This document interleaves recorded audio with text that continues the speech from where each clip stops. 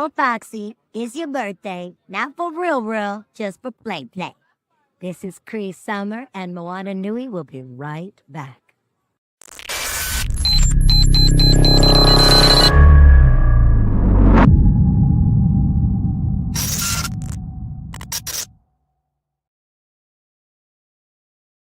What's going on, everybody? Welcome back to another episode of Blerdkast Live, and this is one I've also been waiting for. And sorry I had to take a week, but we needed to recuperate from Dragon Con in order to do this one. But welcome to the show, everybody.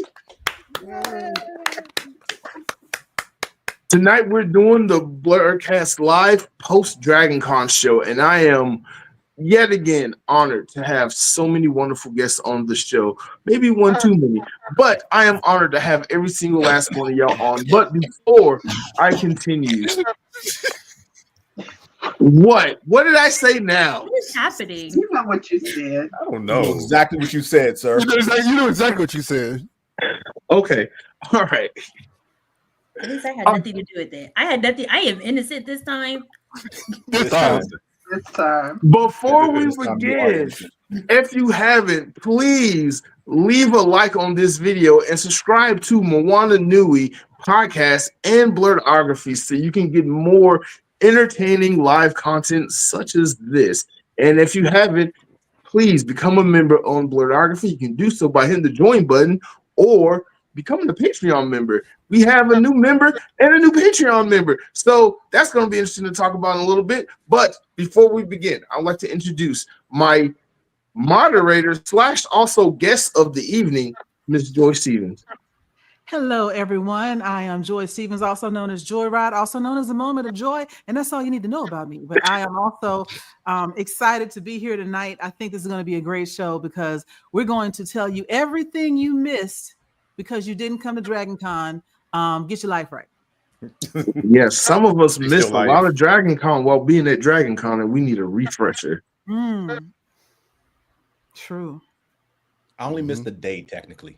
Now it was real easy to have very, very different experiences at Dragon Con. Like as I was going through like all the different things, I realized I went to so many panels, and because I was part of the Moana Nui press team, did so many interviews, went up and down all the floors in the vendors fair, and didn't see 10% of what was available. Exactly. Not even when they say it's something for everybody, it's something for everybody. 5 days is a long time there. Yeah, but even every day, like if you think about how many rooms they had, you know, I think most of us have maybe some math nerds in here, especially you, James. He has a math degree. He is a math nerd, but how many rooms they had available for panels, and how many hotels, and how many hour blocks across how many days. That's how much content they had. So we just call it 20 times 3 times 12 times 5. That's a lot. It's a lot of math. That's a lot of numbers. I was told there was not going to be any math tonight. I was here for my geekiness, not my degree. My degree hasn't been used since 5 p.m. this evening. I shut it off. No, there's no more math today. No worries. You got to pay extra for that. No worries. Wait, do you do taxes? Because I do need to pay. No. I have a good tax lady. She's a sorrow of mine if you need a tax attorney. I do need someone to help with some taxes. I don't need a tax attorney. I just need taxes. What's going on, Navy? Thank you for joining the live stream.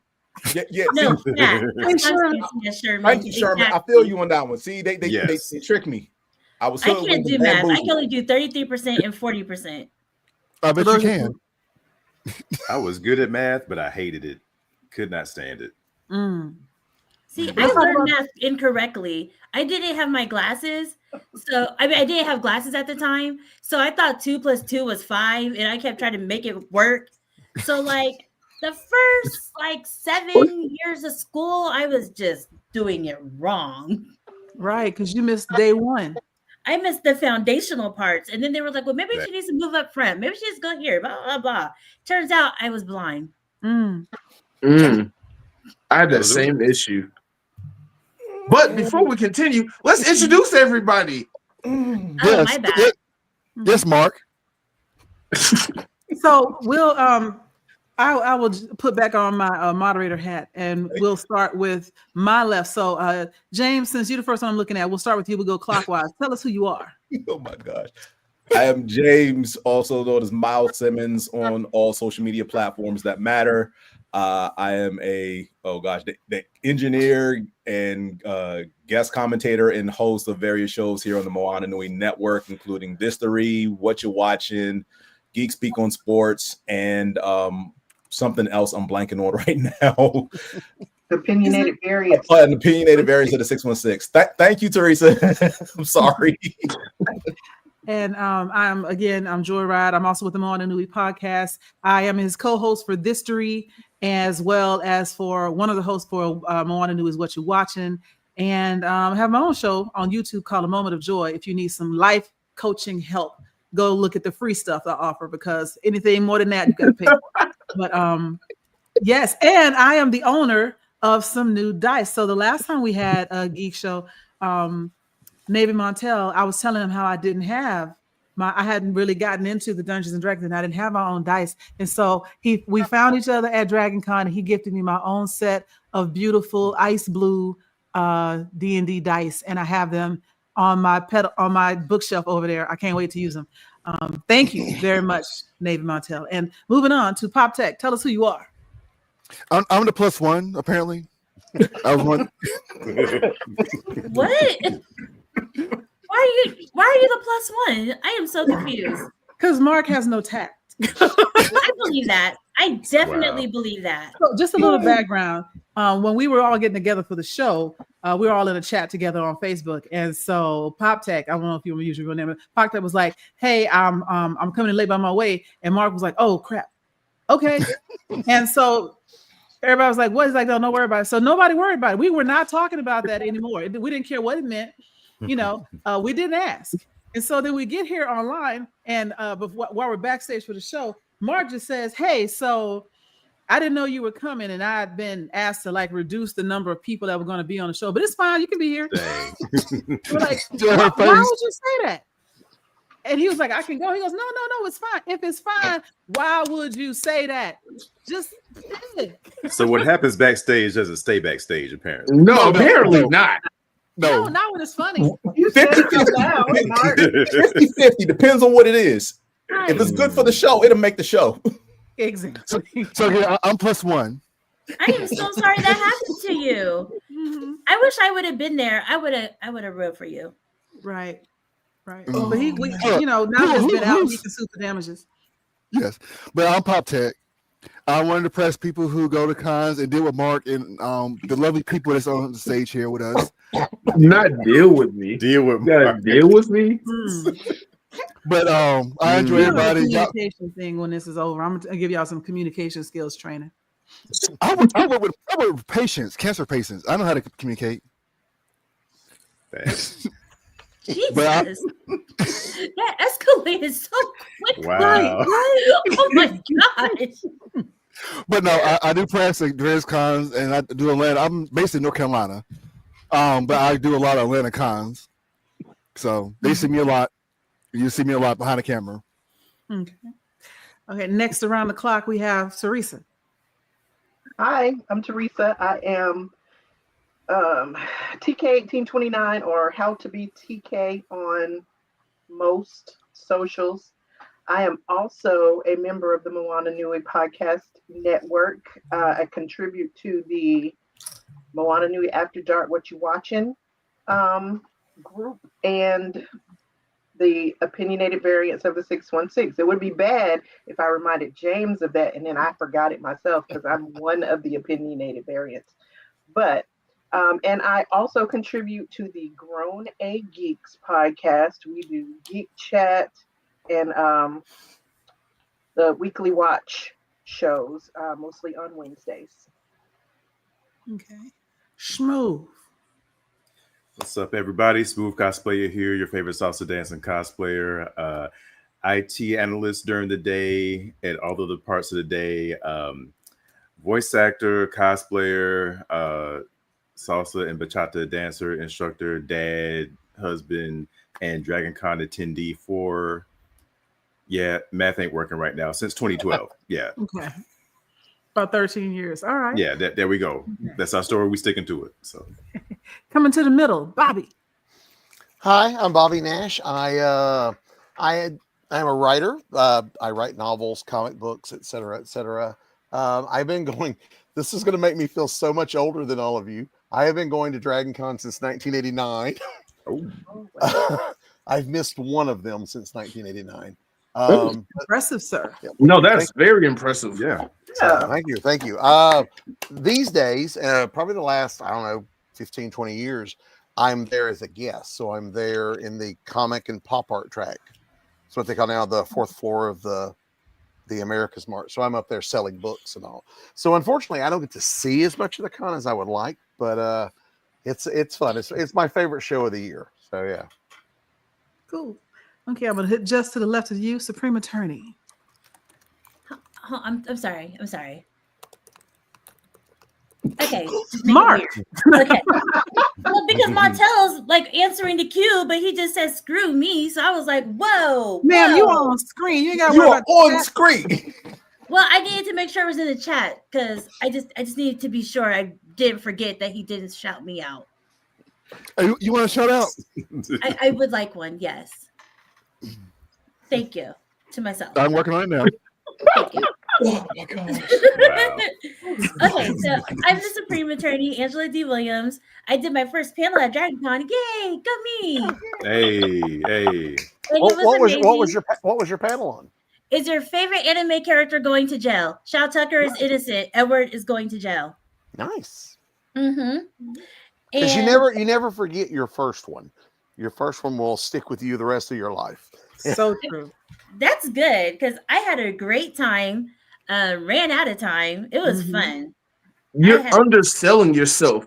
Not only did she do her first 2 panels at Dragon Con this year, but her panel is your favorite anime character going to jail was packed. Even at the last character, as we're running out of time, as people were leaving, more people came in. So congratulations. You have officially won Dragon Con if you want to put numbers on it like that. We're not doing math tonight, but you won Dragon Con. You also lost Dragon Con, but we'll get into that later. We're not on the show though. We leave that at home. You're gonna stop being salty. You're gonna have to suck it up, Buttercup. Her home. Mark, you want to introduce yourself? Right. What's going on, everybody? I am Mark. I am the host of Blerdkast. I run Blerdography. It's a YouTube channel. Everybody know what I do. We're here because I do the things that I do. But Dragon Con is my favorite con. I've been going since 2006. That was my first year I ever went. And the things that I have seen at this convention, oh my God, I should write a book about it.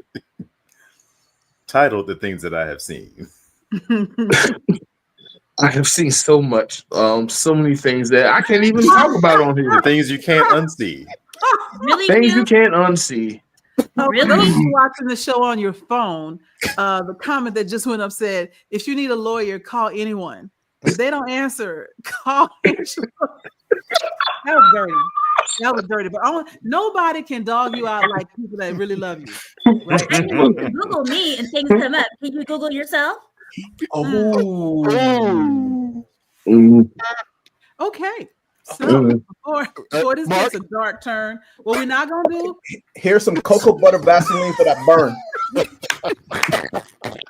You might need this. You might need this. It's got aloe and other cocoa radiant for intensive care. Well, actually, I got some lotion I got from my job, the hospital You know lotion. what? So. I need all of y'all to stop showing how close your lotion is to your computer screen. Right. Stop telling our secrets to the internet. Everybody's like mine. I don't have it right there. Mine is in my room. Why is your lotion so close to your computer screen? I have. You had the tissue on the other side of the screen. Right. Gosh. Okay, back to Dragon Con though. Back to Dragon Con. Reel it back in. All right, so mine's is cute though. It's Snorlax. It's what? That's dope. Snorlax on the lotion. Snorlax. Yes. Oh, Snorlax. Cute. I got it in Japan. Oh my God. Nice. I got it. Are you gonna put it in our faces? You can go to Japan. Some of us can't go to Japan. Whose problem is that? Maybe you should have had a better lawyer before you Damn. started calling me. Damn. You're talking about yourself. No, I said unbalanced before. mind. No, you didn't. I'll probably look at some papers. It rubs the lotion on his skin. That's right. Oh my God. Anyway, getting into what we're supposed to get into, because we're 15 minutes in and we've been lollygagging. So This has been the funniest episode so far by hands down. I can't have some of y'all on the show at the same time anymore. Dragon Con, yes. We're here to talk about Dragon Dragon Con. Con. Dragon Con. So It's a comment section. we're gonna do some best ofs and worst ofs for Dragon Con. So let's start off with the best ofs. What was the best cosplay that you saw over the weekend? Spawn. You saw Spawn? Yes. Oh my God, his spawn was so amazing. Oh, I don't have a picture. I'll see if I can put the picture in the group chat because it was such a good spawn. Oh my God. You talking about the one we saw during the Black Geeks of Dragon Con badges and beverages event? Yes. That was a really good the spot. right spot. That was the right spot to walk past because I'm still geeking out. No, I told him how significant that moment was. That's why I called everybody out when I saw him, so we all get pictures. Nice. So What? Anybody else? I just jumped in there. I'm trying to put my pictures in the chat. Yeah, I saw some guys. It was a group who were doing the characters from Jaws. Really? This was the 50th anniversary. Oh yeah, I seen. But not only did you have the characters, there were people that had dressed up as the yellow barrels, which just made me laugh. Yes, that's what I saw. I love that. Nice. I thought very creative. Yeah. I love a group cosplay. I think we should get a group cosplay together at some point. Yeah. Yeah, because they do those big photo shoots out behind the Hilton on the big large staircase, and they get these massive groups. Like I didn't know. I found out that this year, apparently they've done it for the last few years. They do like a Mrs. Roper. Yes. Oh, yeah. One of my old neighbors was dressed up as Mrs. Roper, and he was upset. Yeah, that just stunned me. I had no idea. Yeah, there was a group last year too. Yeah. Last couple of years, there've been a group Miss Ropers walking around, mostly hitting the bars at night. Yeah, and there were and there were like 50 statues of Liberty, and each one had like carried its own stake. Oh yeah, I've seen it. Yeah, nice. That was nice. Yeah. So those big groups are awesome. Oh, I gotta imagine they spent a lot of time putting those together. Yeah. Was that Spawn that was in there? I saw two. CS, were you Spawn? I think he said the shout out. No, I think he was thanking you for the shout out for the badges and beverages. The Black. Okay. Oh, anybody else? There's gonna be so much more. Just save the shout out, the thank yous for later. We haven't even gotten to Sunday yet. Right, we're barely on Thursday. So, what other cosplay did anybody do? So I put in the okay. Sorry, No, go ahead. Renee would be the Grimlock from Transformers. That was beautiful. Like I don't know if he walked around inside or not, but that thing was huge. Oh, yeah. Nice. Oh, that is awesome. That's a Here's the good kicker. one. On the last day, I saw somebody dressed up as Jazz. It was similar to this. Ooh, yeah. So I wonder if this is the same person. It might be, especially if they can reuse parts of it, Right. I It saw looked very similar as far as makeup to is how this was made. And it was just Jazz on the Autobots as well. So okay, cool. Couldn't get a photo because I was in the tunnels. Does anybody have a photo of Renee Cooper as Reuben Williams? That was really dope. There we go. I'm about to say that. I posted it. Yeah, I posted it in the chat. I was about to say how that one was amazing. Like anytime I see her, I don't know it's her until like after the fact. Like, oh, that was her. Okay, yeah, I'm not the only one there. Very okay, detailed, and that was the one I was going to say was the best I saw. Very detailed, amazing, super shiny, straight out of the pictures. Straight out of damn. There you go. Yeah, she looked fantastic. Oh, wow. Renee and Jasmine. Jasmine always kills hers too. Yes, that looks so indeed. good. And I also put in there about the little baby chopper that was so cute. Like anytime it's like a little kid cosplaying, it's always great. Oh yeah. Yes. Yeah, there was a lot of little kid cosplays that just melted my heart. I was like, oh my God, like there was a baby Aang doing my Avatar shoot and a baby Red Ranger doing the Power Ranger shoot. That was really adorable. So I support kids cosplaying. You know what? Speaking of kids cosplay, I'm gonna go to another question. Like, what were some of your favorite moments? And I'm gonna start because it was a first time young man it was his first cosplay. So we did the Being a Blerd panel, I believe. I wasn't on that panel, but I was in the audience, and everybody was talking about what it's like to be a Blerd and how to find your people and, you know, feeling accepted. It was a really good and positive panel overall, but one young man, he couldn't have been more than maybe 15. He stood up in the back and he was like, I really just want to say thank you to everybody for like having a panel like this, because, you know, I don't really have any folks that are like into this, that's like in my circle of friends. And I was kind of scared to come out and cosplay. I thought, what people gonna think of me? And everybody was like giving him support. And all of a sudden this chant just started, come up front, come up front, come up front. And he came up front and he had his whole little, like, it was like a wolf, I don't know. Wolf furry cosplay. What was it?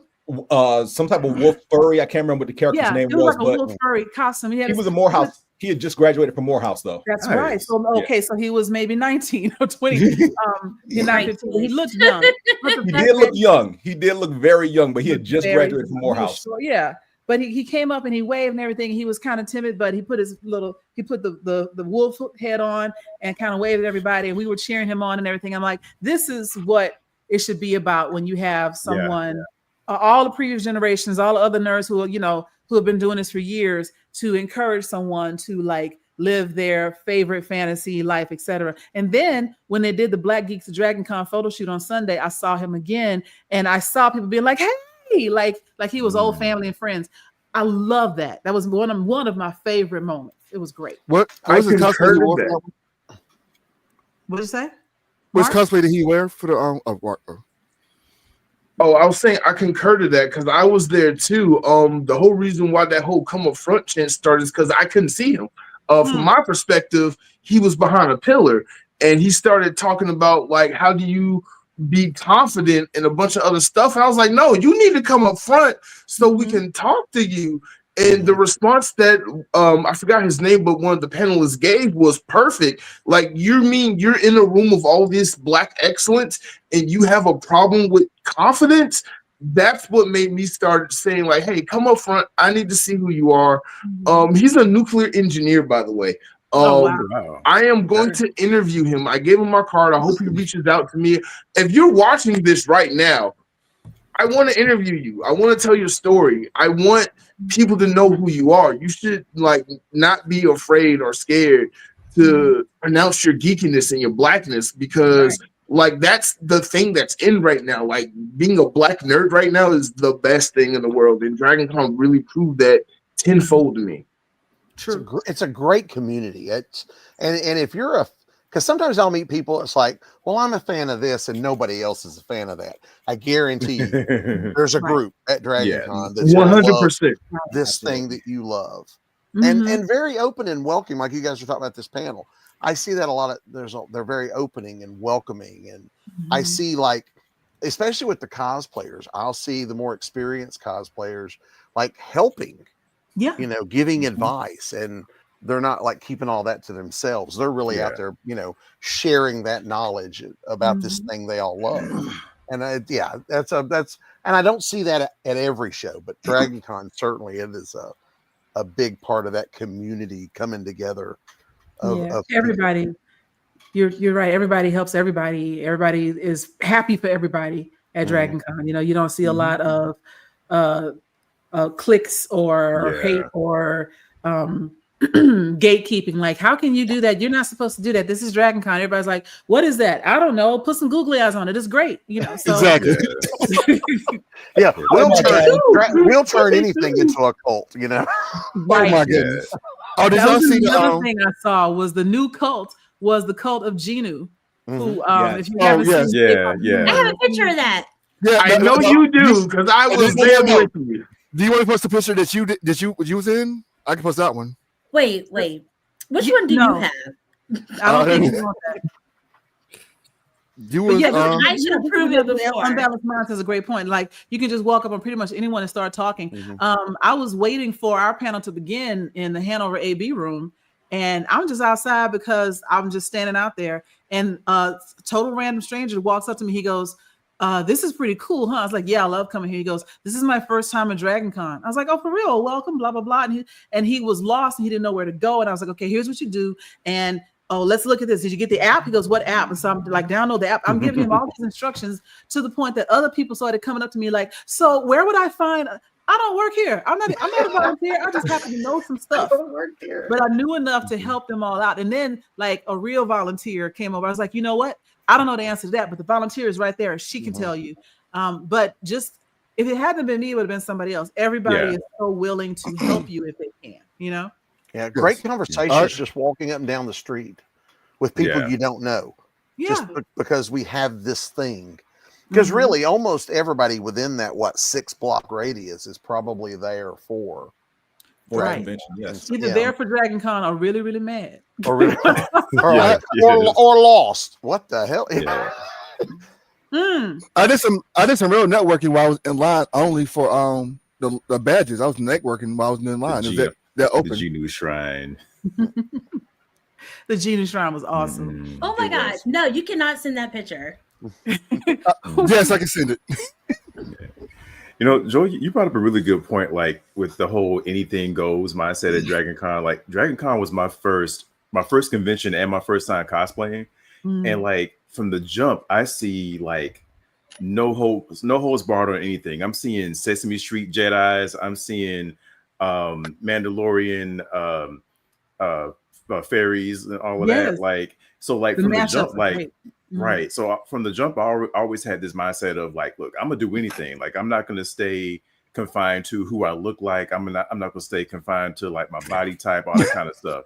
So like, it's weird. I'm not saying that no other cons do this, but like this, like there's other cons where it's like, oh, you got to stick within this thing, or this is an anime con. Why are you dressing as G.I. Joe? Or this is, or I'm like, are you paying for that person's cosplay? Are you paying for it? Why are you in your pocket? Then shut up. Yeah, and a lot of people like men dressing as women characters. Yeah, and vice versa. I mean, gender bands, crossplays, all of that. And like I would mix and match, and I would say that. Oh, sorry. I was trying to get my own light, but I would say this year is the first time I actually wore my maid outfit. It's just a maid outfit, no attached to like my Deadpool, and everybody loved the maid outfit. Hey, nice. I wish I would have got to see that.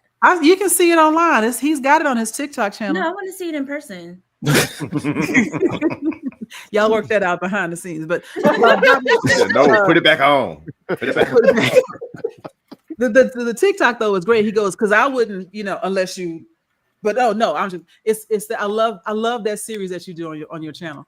But I have a whole lot more videos to do. I'm trying to go through all my cosplays. Do it. I'm here for it. But Bobby, you say you've been going since ever 1989. 89. The year I went, it was in one hotel, and it was one of 2 conventions in that hotel that weekend. We were on the bottom floor of the Hilton only the first year. Oh wow! And I remember thinking, and it was the second convention I had ever been to, because the first one I went to was the Atlanta Fantasy Fair, which was that same year. That's the year I graduated high school. My parents wouldn't let me do this when I was in high school. Once I was out of high school, they're like, "We don't care what you do." But I thought it was like the biggest thing I'd ever seen. And, and now I look at it now. The room I'm in all day is bigger than the entire convention was back then. That's awesome. Sounds about right. Yeah. So I've watched it change and grow, and my memories. Like I can't pick out, in 1999, it merges into one giant convention, but it breaks up for me by where we were. Like, I had a table in the Marriott for this many years. So because we've continually moved where the writers and comic people go. But it's been a long time. I'm a lot more tired when the con's over than I used to be. Definitely, man. I actually had to find one of the cosplay medics to help me with my sneaker because the bottom started coming off of it. And I had to get them to super glue it back on. And those are expensive sneakers. I'm gonna talk to Alison Phoenix about her sneakers. And it's a lot of walking. I wore one of those little pedometer things one year, and I walked like 30 some odd miles. Wow. That's crazy. And I'm at my table all day, so that's around standing at the table. And it's like, man, if I could walk that all the time, I'd be in better shape than I am. Right. Yeah. And it's up hills, So people that come to Dragon Con, if you're watching this because you want to know whether you want to come or not, one thing I will tell you, make sure you understand the location of your hotel. Because if you get in the wrong hotel, you're either going to be going uphill all day or going uphill at the end of the day to try to get back to your room. And sometimes it ain't worth it. Just sleep in the lounge. Or you just do the tunnels. Hydrate so you don't dehydrate. Oh my God. Okay. Or you can go to an IV place and get that IV put in, and you can get, Did you get an IV this year? I know that was your no comment. No comment. Mark, what were you about to say? Mark was there. Why do you keep saying? Yes, I went to the IV this year, and it was great, and I would recommend it every single year. Right. Why did you have to go to the IV? That's what you do to no comment, Mark. We don't have to talk about why she went. Because I wanted to be hydrated. Why did you need to be hydrated? Because I was dehydrated. That's how it works. This is okay. All right. Top tech, you have the floor. Yeah. Okay. What was the topic? I'm sorry. Mark threw me off. We were talking about like what's some of your favorite moments of Dragon Con. All right, so I got lucky this year. I'm learning every year I go. This is my third year there. So this year I actually parked at the top of the hill. And so there's a maid costume. Hey. Really, James? You look like a maid that don't get paid enough though. This one? If you hire an attorney, I can help you with that. This shift. Don't ask her for nothing. Right? You don't want nothing. I'm not cleaning that. I don't do them rooms, and I don't do windows. So what do you? I make money. That's what I do. And I dust this one spot like an NPC.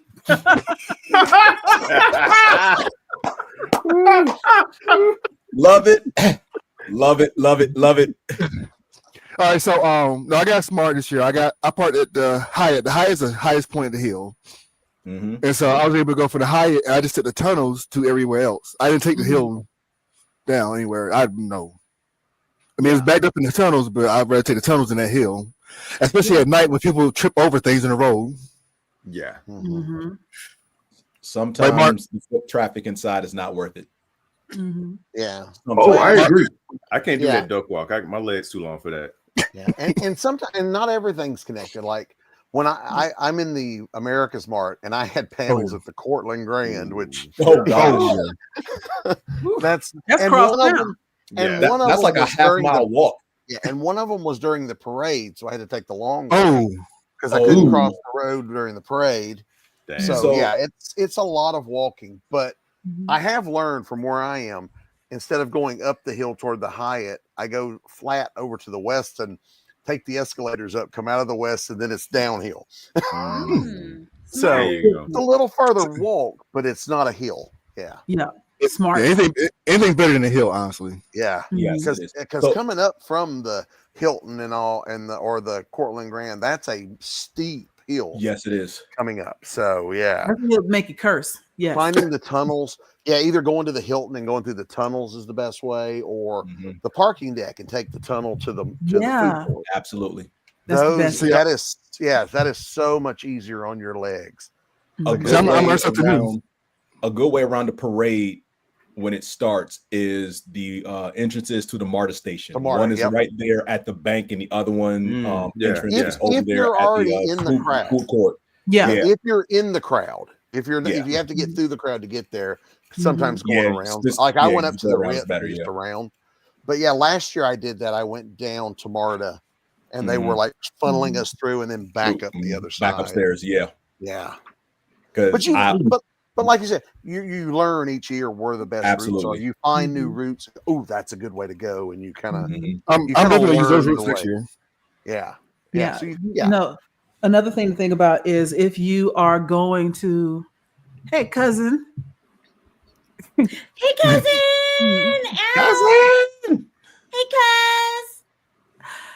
If you're going to if you want to try and catch the vendors fair when there's not as many people in there, like Saturday morning, while everybody else is watching the parade, you can go in the vendors fair and it's not as many people. Or try to be at the beginning of the parade. I'm not done. Try to be at the beginning of the parade so that you can catch it all and then take off running while everybody else is watching and waiting on them to drive by, and you can catch ahead of that. Which honestly, Supreme Attorney and I will not be able to do because we now cover the parade. And this was our first year doing it. It was a lark, to be honest. Like, I just decided I'm covering the parade because I'm with the Moana Nui press corps, and I wanted to be behind the press thing so we could do it. And then it became a thing. Then I was like, I need a I need somebody to bounce off of. I need a co-host. And without fail, unanimously, everybody's like, Angela. Get Angela. I was like, yes. Get Angela. I just want to jump in and say she do like to talk. She likes to talk. I don't like to talk. I don't know what you're talking about. Right. We were so great that the local news picked us up doing interviews with each other and talking, because we were the most animated, talking across the street in the middle of the parade. So we're on TV twice because we're awesome. We were on TV twice? Well, you were on TV multiple times. Actually, it's more than just those 2 times. Really? Yes. I want to say, once I found out that was happening, I had to jump on board just to film it. Yes. Because the 2 of y'all together is some of the funniest shit I've seen in my entire life. I just gotta say it like that. Is that our one swear word? Well, Angela already said the F word like 5 minutes in. No, So yes, you did. Yes, you did. Yes, you did. The instant replay show. No, right, court recording. Can you read that back for us, please? So you got the one F bomb, I got the one S bomb. But the 2 of y'all were hilarious. I was there filming y'all the entire time, and I kid you not, I was dying laughing from beginning to end. Really? Yes, I cannot wait to post that on the internet so the world can see the 2 of y'all and just what y'all was doing. And then when y'all improv those interviews and just was pulling people in, I was like, y'all was reading my mind. I couldn't, like, y'all are so easy to direct because y'all just did what I wanted y'all to do. Are they easy to direct, or are you easy to know what you're gonna do? Both. No, we're awesome, and so we just knew this is what if you're gonna be a person on the street doing interviews, this is what you need to do. So we pulled over. Grey Worm, kind of because I know Grey Worm. I don't know his real name, but I've seen him like. What's his name? Charles? No, Tyrone Edie. Yeah, Tyrone Edie. So Tyrone Edie plays Grey Worm because he looks just like him. Just like year. him. And 100%. He recognized me. He came to talk to us. There was a guy named playing Blade. We caught a Wolverine. We caught a couple of other folks that just stopped by. We got the 300 guy because I asked if they ate carbs, and they do not. They do not eat carbs. Them 300 do. Yeah, they're showing a lot of skin. They've got a. And the lady was majestic. Yes. The funniest thing, you know what? When the Netherrealm people came around. That was the funniest thing. Both of y'all are scary. Everybody in the 300 crew was fine, regardless of gender. Everybody had a 6 or 8 pack. Yes, it was phenomenal. It was. You know, I'm sitting there with my 6 like no. It was definitely laundry day because the boards were out and it was like, yes. And I was okay with washing them. Yeah, that's the only time you're gonna catch me doing laundry. Give me that maid outfit. I'm gonna be out there. Me too. Me and Joy are gonna be the maids for 300. And some of the cosplayers, like probably right now, they're already working on next year's costumes. Yes. They're planning it. I'm already thinking about it. Yeah, I ain't working on it yet. Yeah, because I got the funds. Oh, so yeah, funds is the thing. So let's talk about that. Another one of the panels that I was privy to was the Cosplay Your Way panel, Unleash Your Inner Superhero, and we talked about that. And so Dean's List and Bar Fox were on a lot of those panels talking about how to do closet cosplay, how to do it yourself, how to get a commission if you like, have to commission somebody to do it. So tell me, what ideas do y'all have for your cosplay for next year? What's going on? Oh, yes. Go ahead, Mark. Go ahead, Mark. Okay. Because you the baby cosplayer here. Let's see. I am the baby cosplayer. So 2025 is the year of Marc Leary finally doing cosplay. At MomoCon, I debuted I call it Hood White Ranger, but I don't really feel like that's a cosplay because it's just an outfit. It counts. We'll call it it all counts. cosplay. That's fine. We don't gatekeep the elitists over here. We don't do that. Did he freeze up? Yeah, he did. He got so excited. Right. Somebody screenshot that face. Please, somebody screenshot it. For the love of God, screenshot that. Oh my gosh. Oh, I got it. Let me go ahead and save this somewhere and paste it so I can save this for later. Right, he was dancing and he's dancing so hard he stopped the internet at his house. That you will never live down. There we go. Okay, I have no idea what happened. You were saying yes. Nothing happened while you were gone. Everything happened. Everything. I believe it. I'm gonna see it in a little bit while I'm watching it on the side. But I did my Bob cosplay this year, and oh my god, I swear to God, I love being a cosplayer. I learned so much from my first time really cosplaying and really trying to invest in the character. Everybody knows I do cosplay photography. That's what I've been doing for like the last 10 years. And finally being on the other side of the camera was like, it was literally like coming out the closet. If I could describe it to anything that anybody can relate to. Just being recognized, people asking for your pictures, just having fun with it, not having a camera on me, it felt great. Right. Because I've never cosplayed, but I imagine the first time it's got to be scary because you don't know what. No, it was invigorating. There's a little nervousness, but you know, the adrenaline feeds you. Like especially the first time somebody recognizes you for what you are. Or somebody wants a picture with you. I'm imagining that's pretty cool. That's the point. That is awesome. Yeah, because see, because I'm working it. I don't really dress up. Like I wear my poor writer costume, I guess you could say. But so I don't really get to do much of that. But it's I'm always fascinated because I have friends that do it, and I see so many people that do it. So I'm always fascinated by what goes into it. But yeah, I imagine that like I said, people wanting to get photos with you and talk to you and see, that's got to be really a really great feeling. Right. It's there's such a wide spectrum of cosplaying, everything from the closet cosplay. I got a jean jacket and a wig to the commission to the machines like that Ironheart that we saw. And then you see people talking about how did you attach this? Was this 3D printed? How did you get this? Where'd you get that done? How'd you paint it? And they're getting all these giving all these tips. And then other people's like, yo, that's a wild, mashup of it might be for example, Poison Ivy dressed as a carnival attendee. So you got Poison Ivy Carnival, which is one of my favorite cosplays that Stephanie does. Or other people have these like grand ideas of a crossover, like Deadpool with the maid's outfit on. Like even though Deadpool also does that because it's Deadpool, but being able to express your creativity in a way that means something to you, and then having someone, even just one person, acknowledge your effort is an amazing feeling.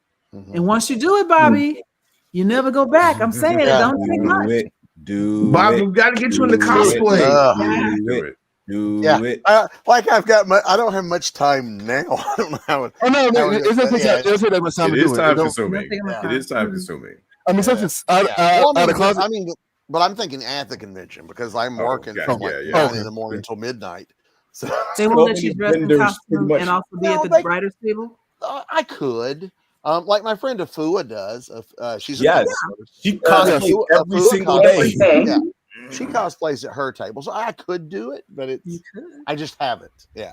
Okay. So. Yet. Do it. You never know. You never know when the idea will hit you. Do it. Exactly. I did get a really cool one year. Someone came to one of my panels dressed as one of my characters. Oh, that's so cool. That's so cool. That's dope. That was really cool. That was like one of those.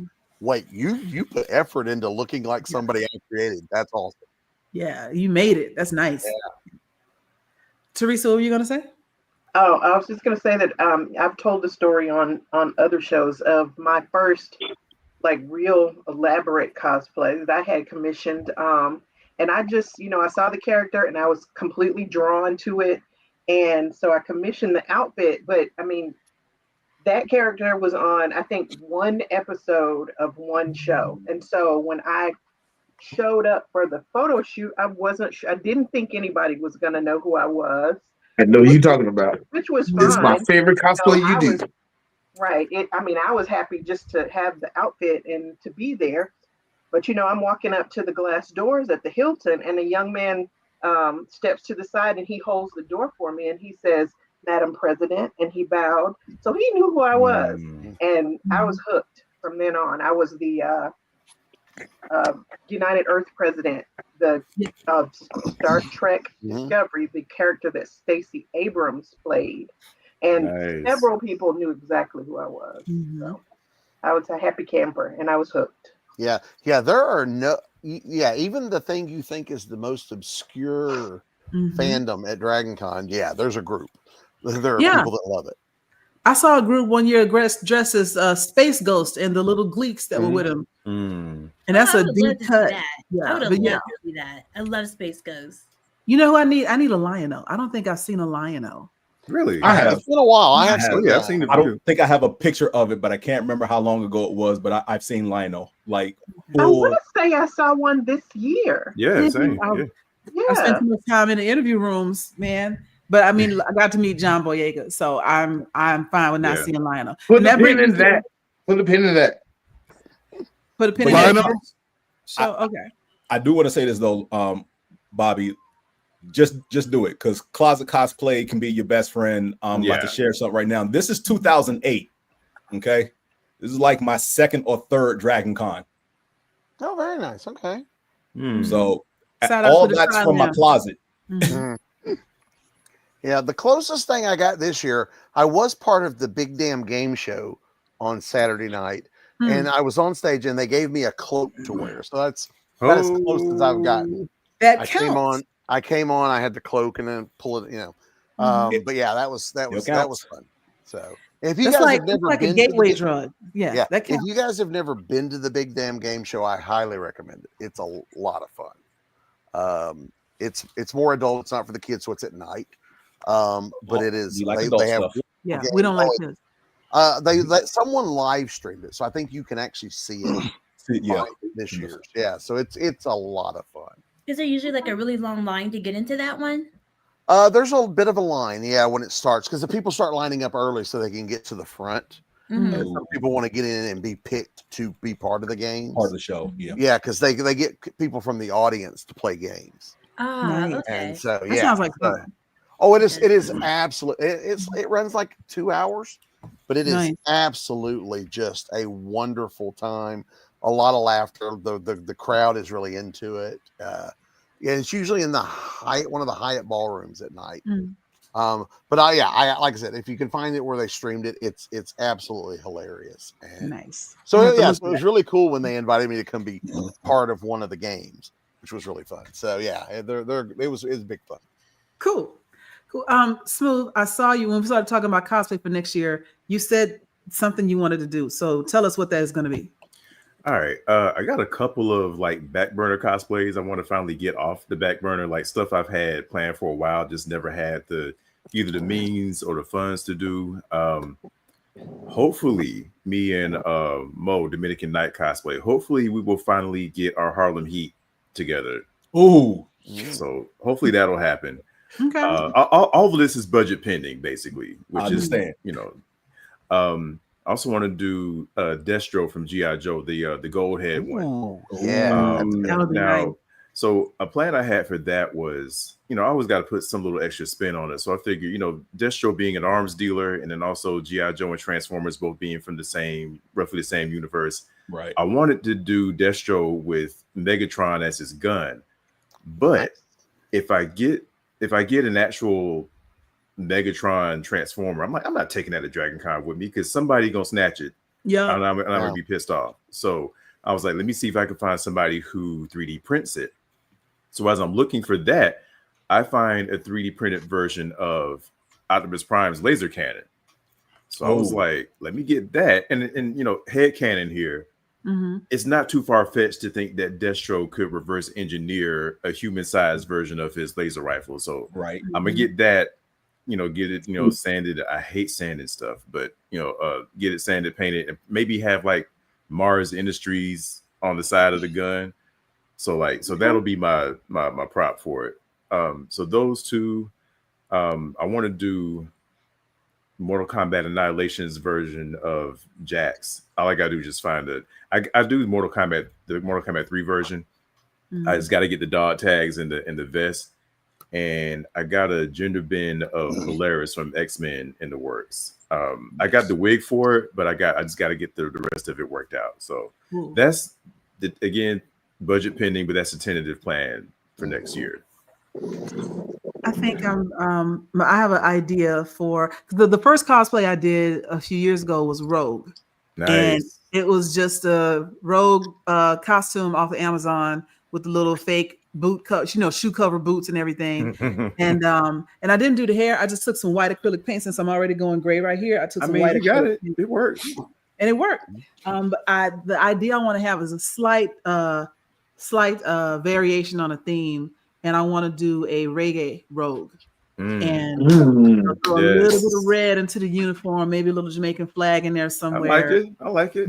And then I was planning on getting braids anyway, so I don't have to do my hair the whole time. And I was like, I can just get the dark auburn braids and just put a couple white ones in the front and boom. And then, of course, it'll have to be some really cheesy accent. Since she has that heavy Southern accent, I want to have a heavy Jamaican accent. I love it. Obnoxious with it. That's gonna be dope. That's gonna be so dope. You still have to say sugar with the people sugar with the Jamaican accent. Wagwan sugar. Yeah. Yes. There you go. Oh man, I love it already. I was hoping you would give us a sample of the accent. that X-Men 97 version of her costume has some black in it. So I'm like, she might as well be walking around with a Jamaican flag on. Right. Just add a little more. That's my thought. That's my thought. You know, Smoove, you mentioned one of your cosplays, famous tag team Harlem and Heat. I'm thinking about convincing one of my boys, and I'm putting his name out there. Furious, you going cosplay, and I'm thinking about him and I going next year as Street Profits. Okay. You can meet your Harlem Heat. Hey, what's Street Profit? Tag team wrestling. Oh, it's like a WWE or something. Yes. There's like there's a huge wrestling following at Dragon. Oh yeah, absolutely. It is so huge. Yeah, they do matches one night, I believe. Yes. Yeah, Thursday or Friday, right? Teddy King, what was his name? Teddy Long. Teddy Long. Oh my goodness. Big fan over here. Big fan. We know you're not a fan, but yes, Teddy Long I love his record. this year. Teddy Long this year. Rikishi was there last year. We got to interview. So I am like the first year I realized wrestling was at Dragon Con was probably 2012. So that was probably like 4 or 5 years of me already going. I didn't realize that they actually had wrestling matches at the con. Like, wait, this is a thing? Like, oh, snap. So it really is everything. That's when it hit, because the first time I went, I was like, yeah, everything is there. And then I was like, wait, wrestling? No, everything is there.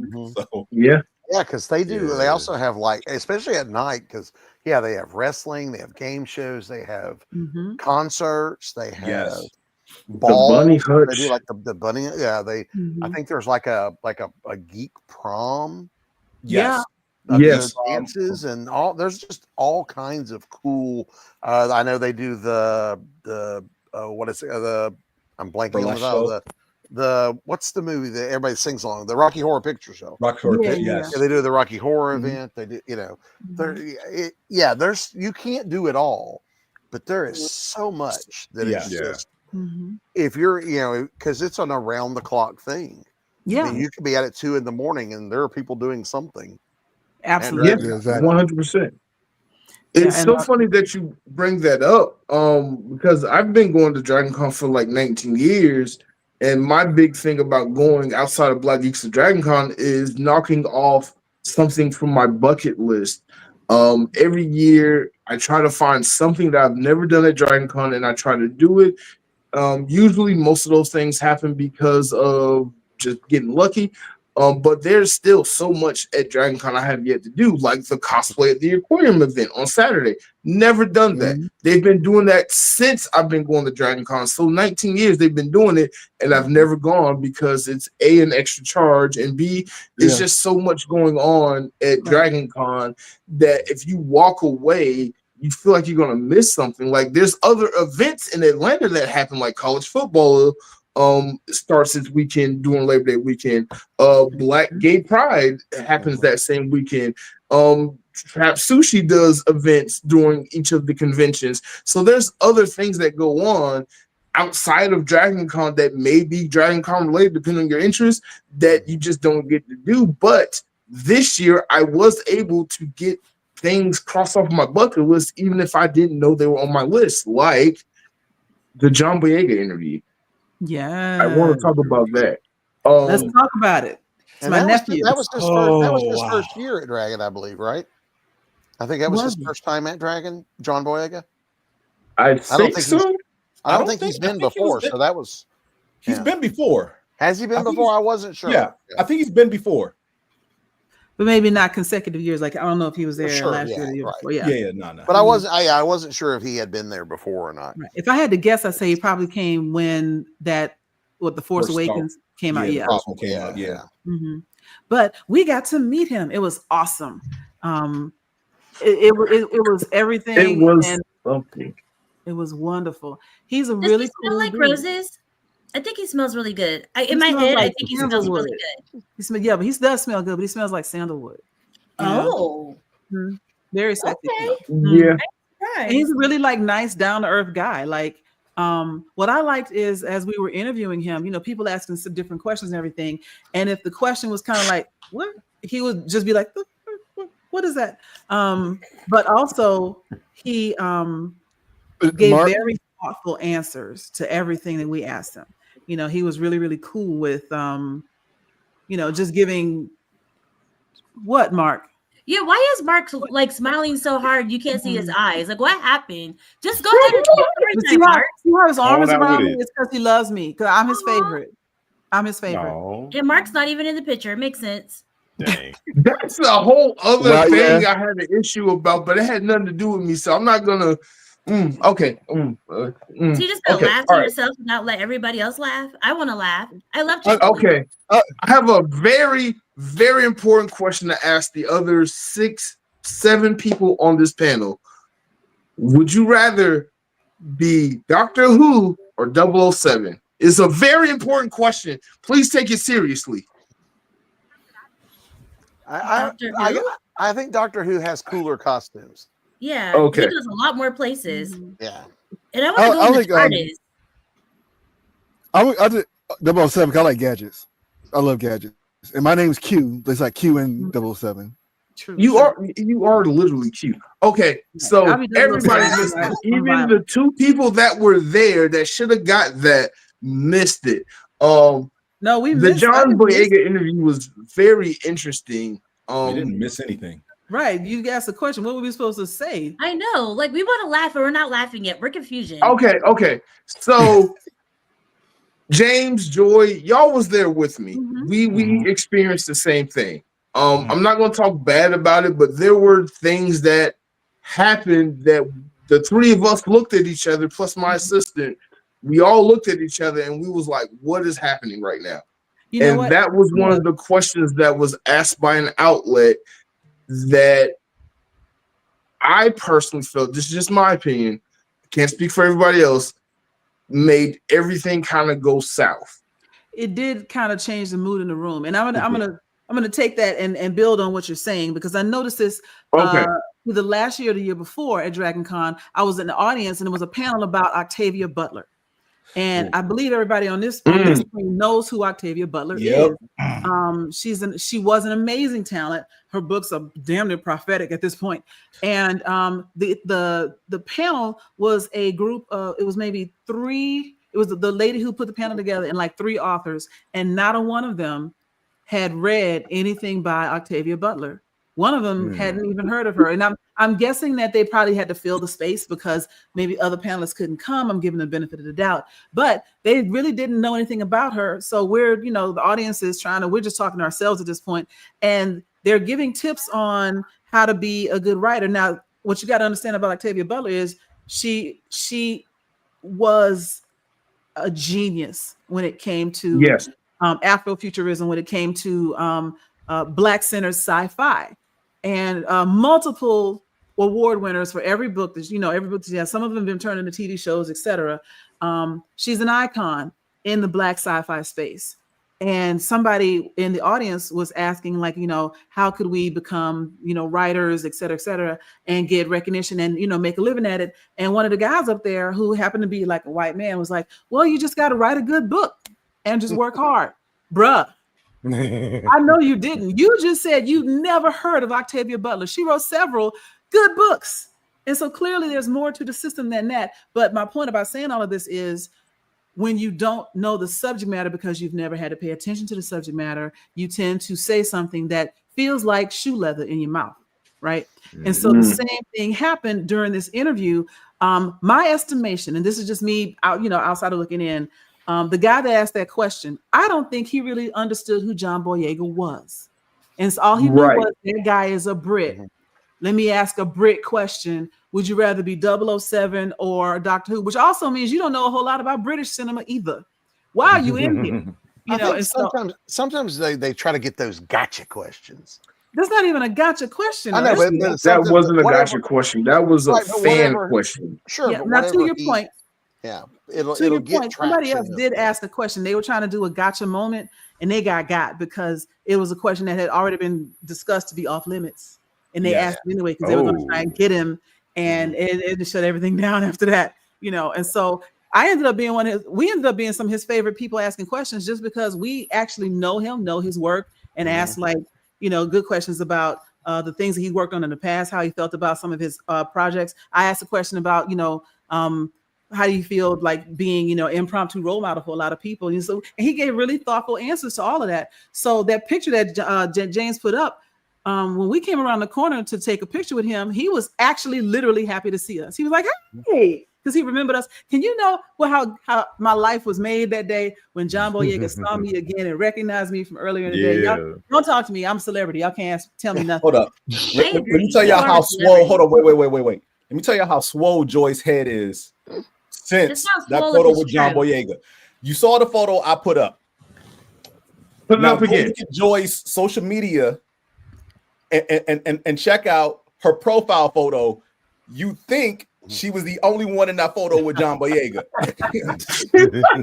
She cropped that photo of the five of us to just her and John. Not the Diddy crop. That's a profile pic. Now, I don't blame her for doing that. I mean, she was right and look at solo over her. So clearly, it was meant to be cropped. You were not supposed to be part of the picture. Plus, that is one of those special memories that will stay with you for the rest of your life. Absolutely. For the rest of my life. I'm happy for her. Okay. I really am. First You of all, sound like a hater. I'm not a hater. First of all, Joy. No, you. First of all, this first is of all, your third one, your third Dragon Con. This is my third Dragon Con. Yeah. Yeah. So Joy is still experiencing new things. And actually, for me, up until like her first one, I pretty much been like, okay, Dragon Con, ho hum, da da da. But with doing press and watching Joy go through Dragon Con these last couple of years has reinvigorated my enthusiasm for Dragon Con. Hey, because I've been going since like 07, and 08 was my first year cosplay. So 18 years. I've been going, missing probably like 2 years. 2020, obviously, and then I missed 1 year because work got in the way. But yeah, I've been going for so many years. That happened. I've seen a lot at Dragon Cons. And like you said earlier, Mark, there's still a lot that you will not get a chance to see, even if you try to do everything, because you can't. Right. Yeah. But it's fun going with people who are still brand new to the experience because it's like a whole new thing to experience. So yeah. Yeah, and we did press together this year. That was great. Still watching her experience, like, oh wait, they have this at Dragon Con. Like, yeah, they have this at Dragon Con. Like, go, like, just So yeah, no, I'm not a hater. I love seeing everyone's joy and happiness at DragonCon, especially those who are like 5 years or less going, because it's like watching kids in the playground for the first time. Yeah, I meet a lot. I meet a lot of them that are like, "Oh, this is my first con ever," and I'm like, "Wow, did you jump right into the deep end?" Right. Yeah, that was mine too. I didn't realize I was throwing myself into the fire. I was like, "Yeah, absolutely." It's like, you could have worked your way up, but start with MomoCon. Yeah, but every year I meet people. Oh, I'm new to cons, or and it's like there is like he's saying, there's an excitement to watching how excited they are. That reminds me of how I was when I was, absolutely back when dinosaurs rolled the earth and I started going. You're right, James. There's a lot of excitement that I get from seeing other new people at the con and seeing it through their eyes and talking to people, because or people that have never been. I get people who know I do it. They'll ask me, "Oh, I don't understand what these things are." And being able, and DragonCon's hard to explain. Yeah. Because it's a monster. I mean, it's so many things. A huge monster. Right. But can you imagine even trying to explain to somebody about the cult of the Marriott carpet? Yeah. Oh my gosh. People like this was actually, since you mentioned that, this was given to me. Is that the big chicken? Yes. It's called an emotional support chicken, but they did it with the Marriott carpet, and so somebody gave me this, and I have a how much I need that in my life. And emotional support for when you miss DragonCon. Yeah, and because I'm been doing it so long, like you can't see from here, but I have a big swath. I have a swath of the carpet. The Marriott carpet. Like the original, they were selling those in frames. I put it in a shadow box. It's right after they were getting rid of it. So it's weird, but it's there's some more carpet elsewhere, right? You're right. Yeah. They use it. But in hallway or something. Yeah, but even the Marriott has started embracing that, because I've noticed on their signage in the Marriott, they're using the old design around, So, but it's those things that become the thing. Like nobody planned it. Yeah. Because I remember the year you guys probably saw them, the guys that made their costumes out of this material. Yes. And they were army men, and they were laying on them, and it was really cool. And I think, people have started to embrace these little things, or like, what was it last year or the year before? It was the FedEx guy, the Cult of John, and with the googly eyes. So the fandom finds these things to fall in love with. Absolutely. That's a great way to Yeah. And it's not anything to where if you tried to plan that stuff, it wouldn't work. They have to happen organically. And when you get 100,000 creative, fun-loving people in a place, that kind of magic happens. That creative bubble, we're all kind of feeding off of each other. And that's the thing, is that DragonCon is magic. It is. Absolutely. Yeah. Just magic. DragonCon is therapy. It is therapy. Yeah. That part too. It's kind of like a family reunion in a sense as well. Yes. There are with family you actually like. Yeah. There are people I only see once a year. Yeah. At this convention.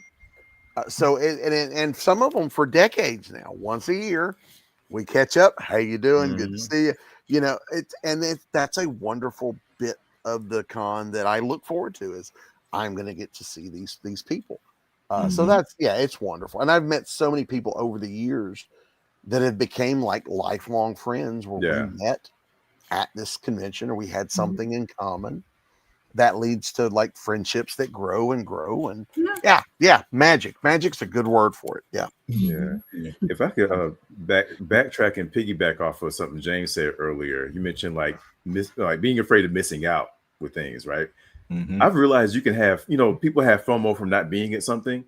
I get FOMO actually being there, because it's such a big, huge, chaotic thing. And you be afraid, like every year I start looking at people's Instagrams and Facebooks, and I'm like, dang it, I missed that. Like that. A group of people did 4 people dress up as Frodo after Sheila captured them. So like they all got like spider like wrapped up in spider webs and stuff. I'm like, I would have loved to have seen that in person, right? Yes. So like you're always afraid of missing something, and I've learned that don't let the FOMO kill you, right? Because you're gonna miss no matter how much you're out and about, no matter how much you go. You are going to be at the right place at the wrong time, wrong place at the right time, however you want to say it. You are going to miss something. So you might as well miss something and also not be dead at the same time. Right. Yeah.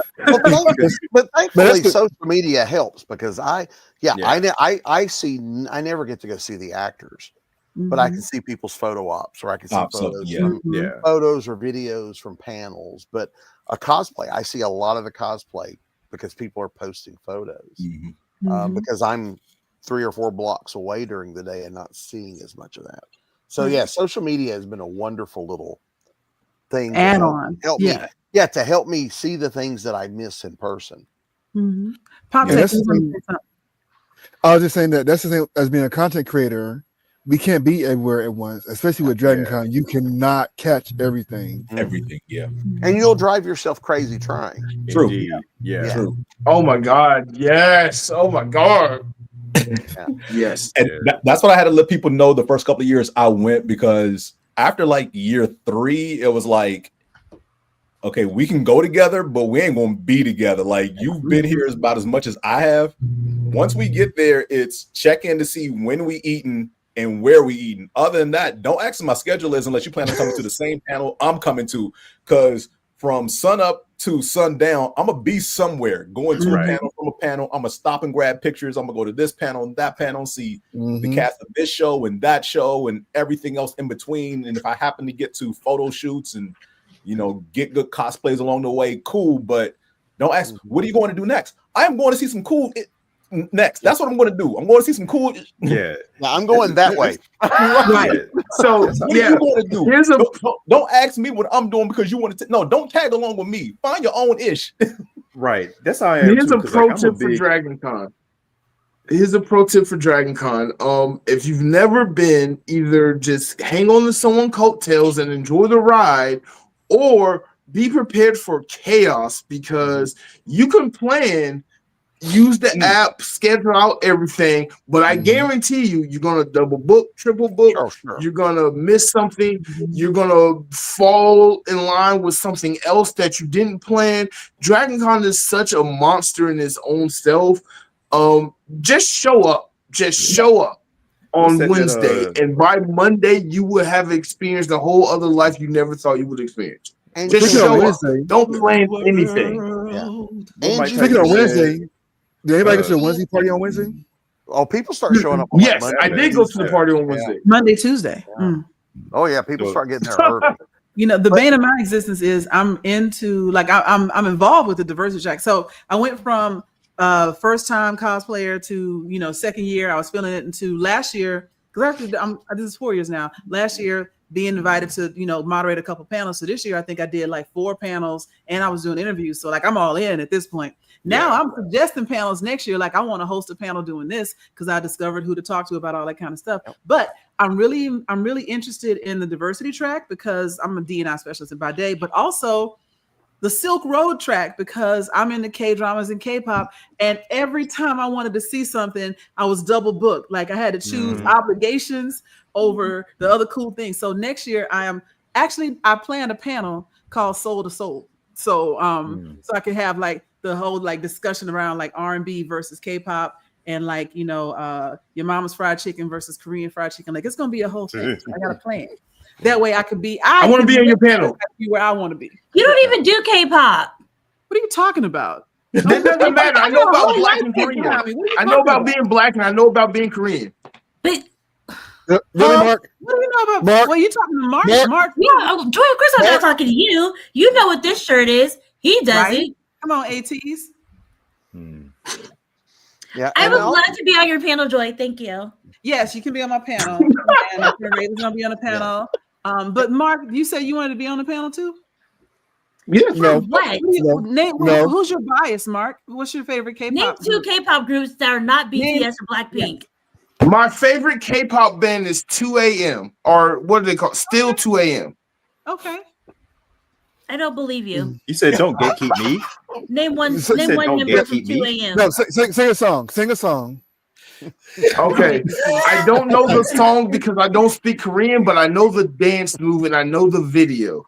Okay, that's all you need. I accept that. That's cool. That's cool. Y'all He does not let him listen pass to through 2 easy. a.m. Y'all let Name him one pass through. person. Dragon Con does not. I don't speak Korean. I don't know their names. I just know they do this and they did that, and I was drunk and I was dancing and singing to it. And now I you're thought it on was probably video 2 doing p.m. that. and not 2 Yes. a.m.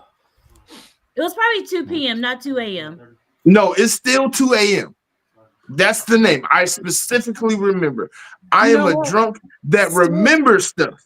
Still 2 a.m. sounds like a cover band, to be honest. Yeah. Yeah, because there's two of them. The 2 a.m. one is supposed to be like the more slow R&B one, and 2 p.m. is like, let's have fun. They all used to be one, and then it became 2 a.m. and 2 p.m. Yep. But if 2 the group 2 name a.m. is is a still K-pop 2 group. a.m., I feel like that Says might me. be a cover band. Okay, are you guys serious?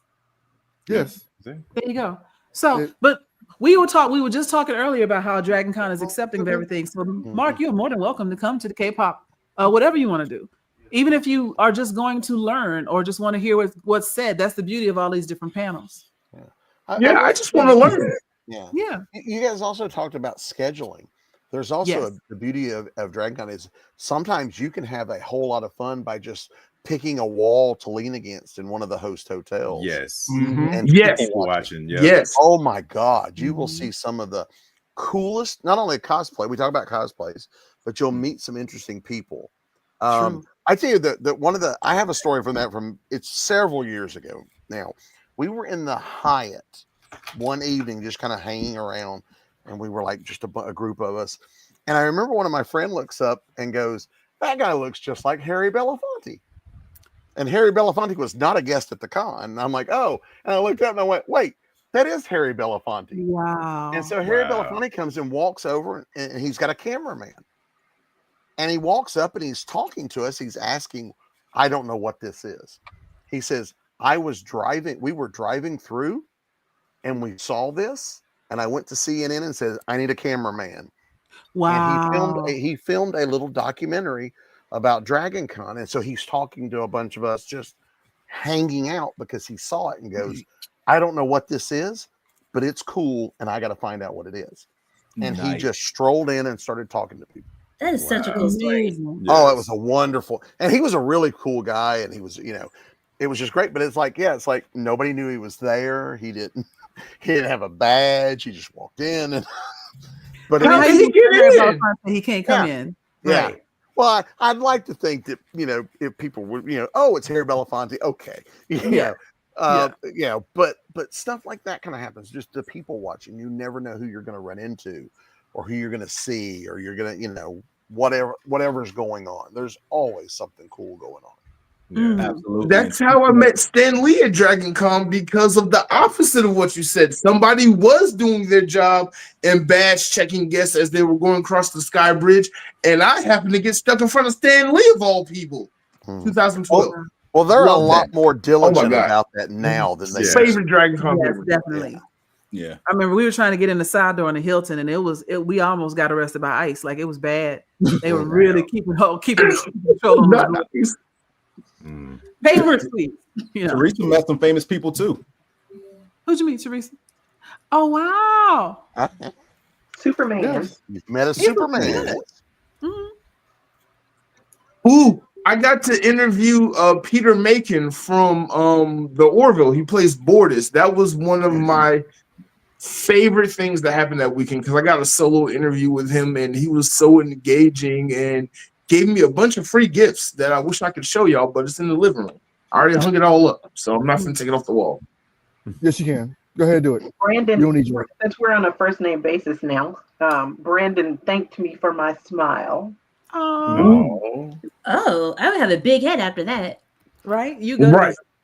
And I love how the con too gets, sometimes they'll get guests that you wouldn't expect at because it's not really a sci-fi con anymore. It's more, it's like, did y'all see a post from Dragon Con? Wait, what'd you say? What was that? Since you interrupting people, what? I'm sorry. It just hit me because the whole issue with the whole AI art, And It's somebody that made a awesome comment. energy. I saw that all happen. He was like 3 tables down from me. Oh So, wow. Oh wow. Okay, I because I watched saw they- that on TikTok. yes, So I they But, came and hustled him out of there, right? well, Yes. they came up, and it was on Monday, so apparently they did their due diligence to make sure really was. And they walked up, told him what was going on. You've got to go, and there was a cop with them, but there was no drama. Like the guy didn't fight or anything. He's like, okay, he knew he'd been busted, and he packed up, and they stood there and watched him tear down, and then they just walked him out. And then 5 minutes later, a cult of that guy. Like suddenly there's a sign on the table. And there were more signs, and there, so yeah, we had a cult of that pop up. Wow. But it was fairly, there was no big drama. There was no fighting. Like at one point, I'm sitting there going, like I'm watching because I was the second table in the row, and he was at the end across the aisle. And at one point, I'm sitting there going, like, what is? I have no idea what's going on, and so someone had to tell me. So there was none of that, But apparently, there was diligence when it was brought up earlier in the week. They made sure it really was someone who lied about what they were doing. Okay. They apparently, I don't know all the details, but apparently there was some due diligence done to make sure. But well, that's good. That's good.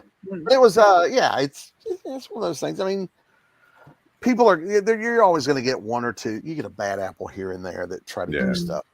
But overall, I mean, in all the years I've been doing it, there's not a lot of problems. I've not seen a lot of problems over the years of people getting kicked out or fights or arguments. I know there was one year there was some, like somebody threw a couch out a window. Yeah, I remember that. Yeah, I remember that happened. It was like a chair over the balcony in the Marriott or something. And I remember Did anybody get hurt? No, I don't think so. No, they threw it. Well, so it did land on somebody, but her cosplay saved her life because she had like spiny cosplay, and it kind of hit her, but her cosplay saved her from it. Yeah. So, and there was one year, some football fans groped a cosplayer, which I remember that too.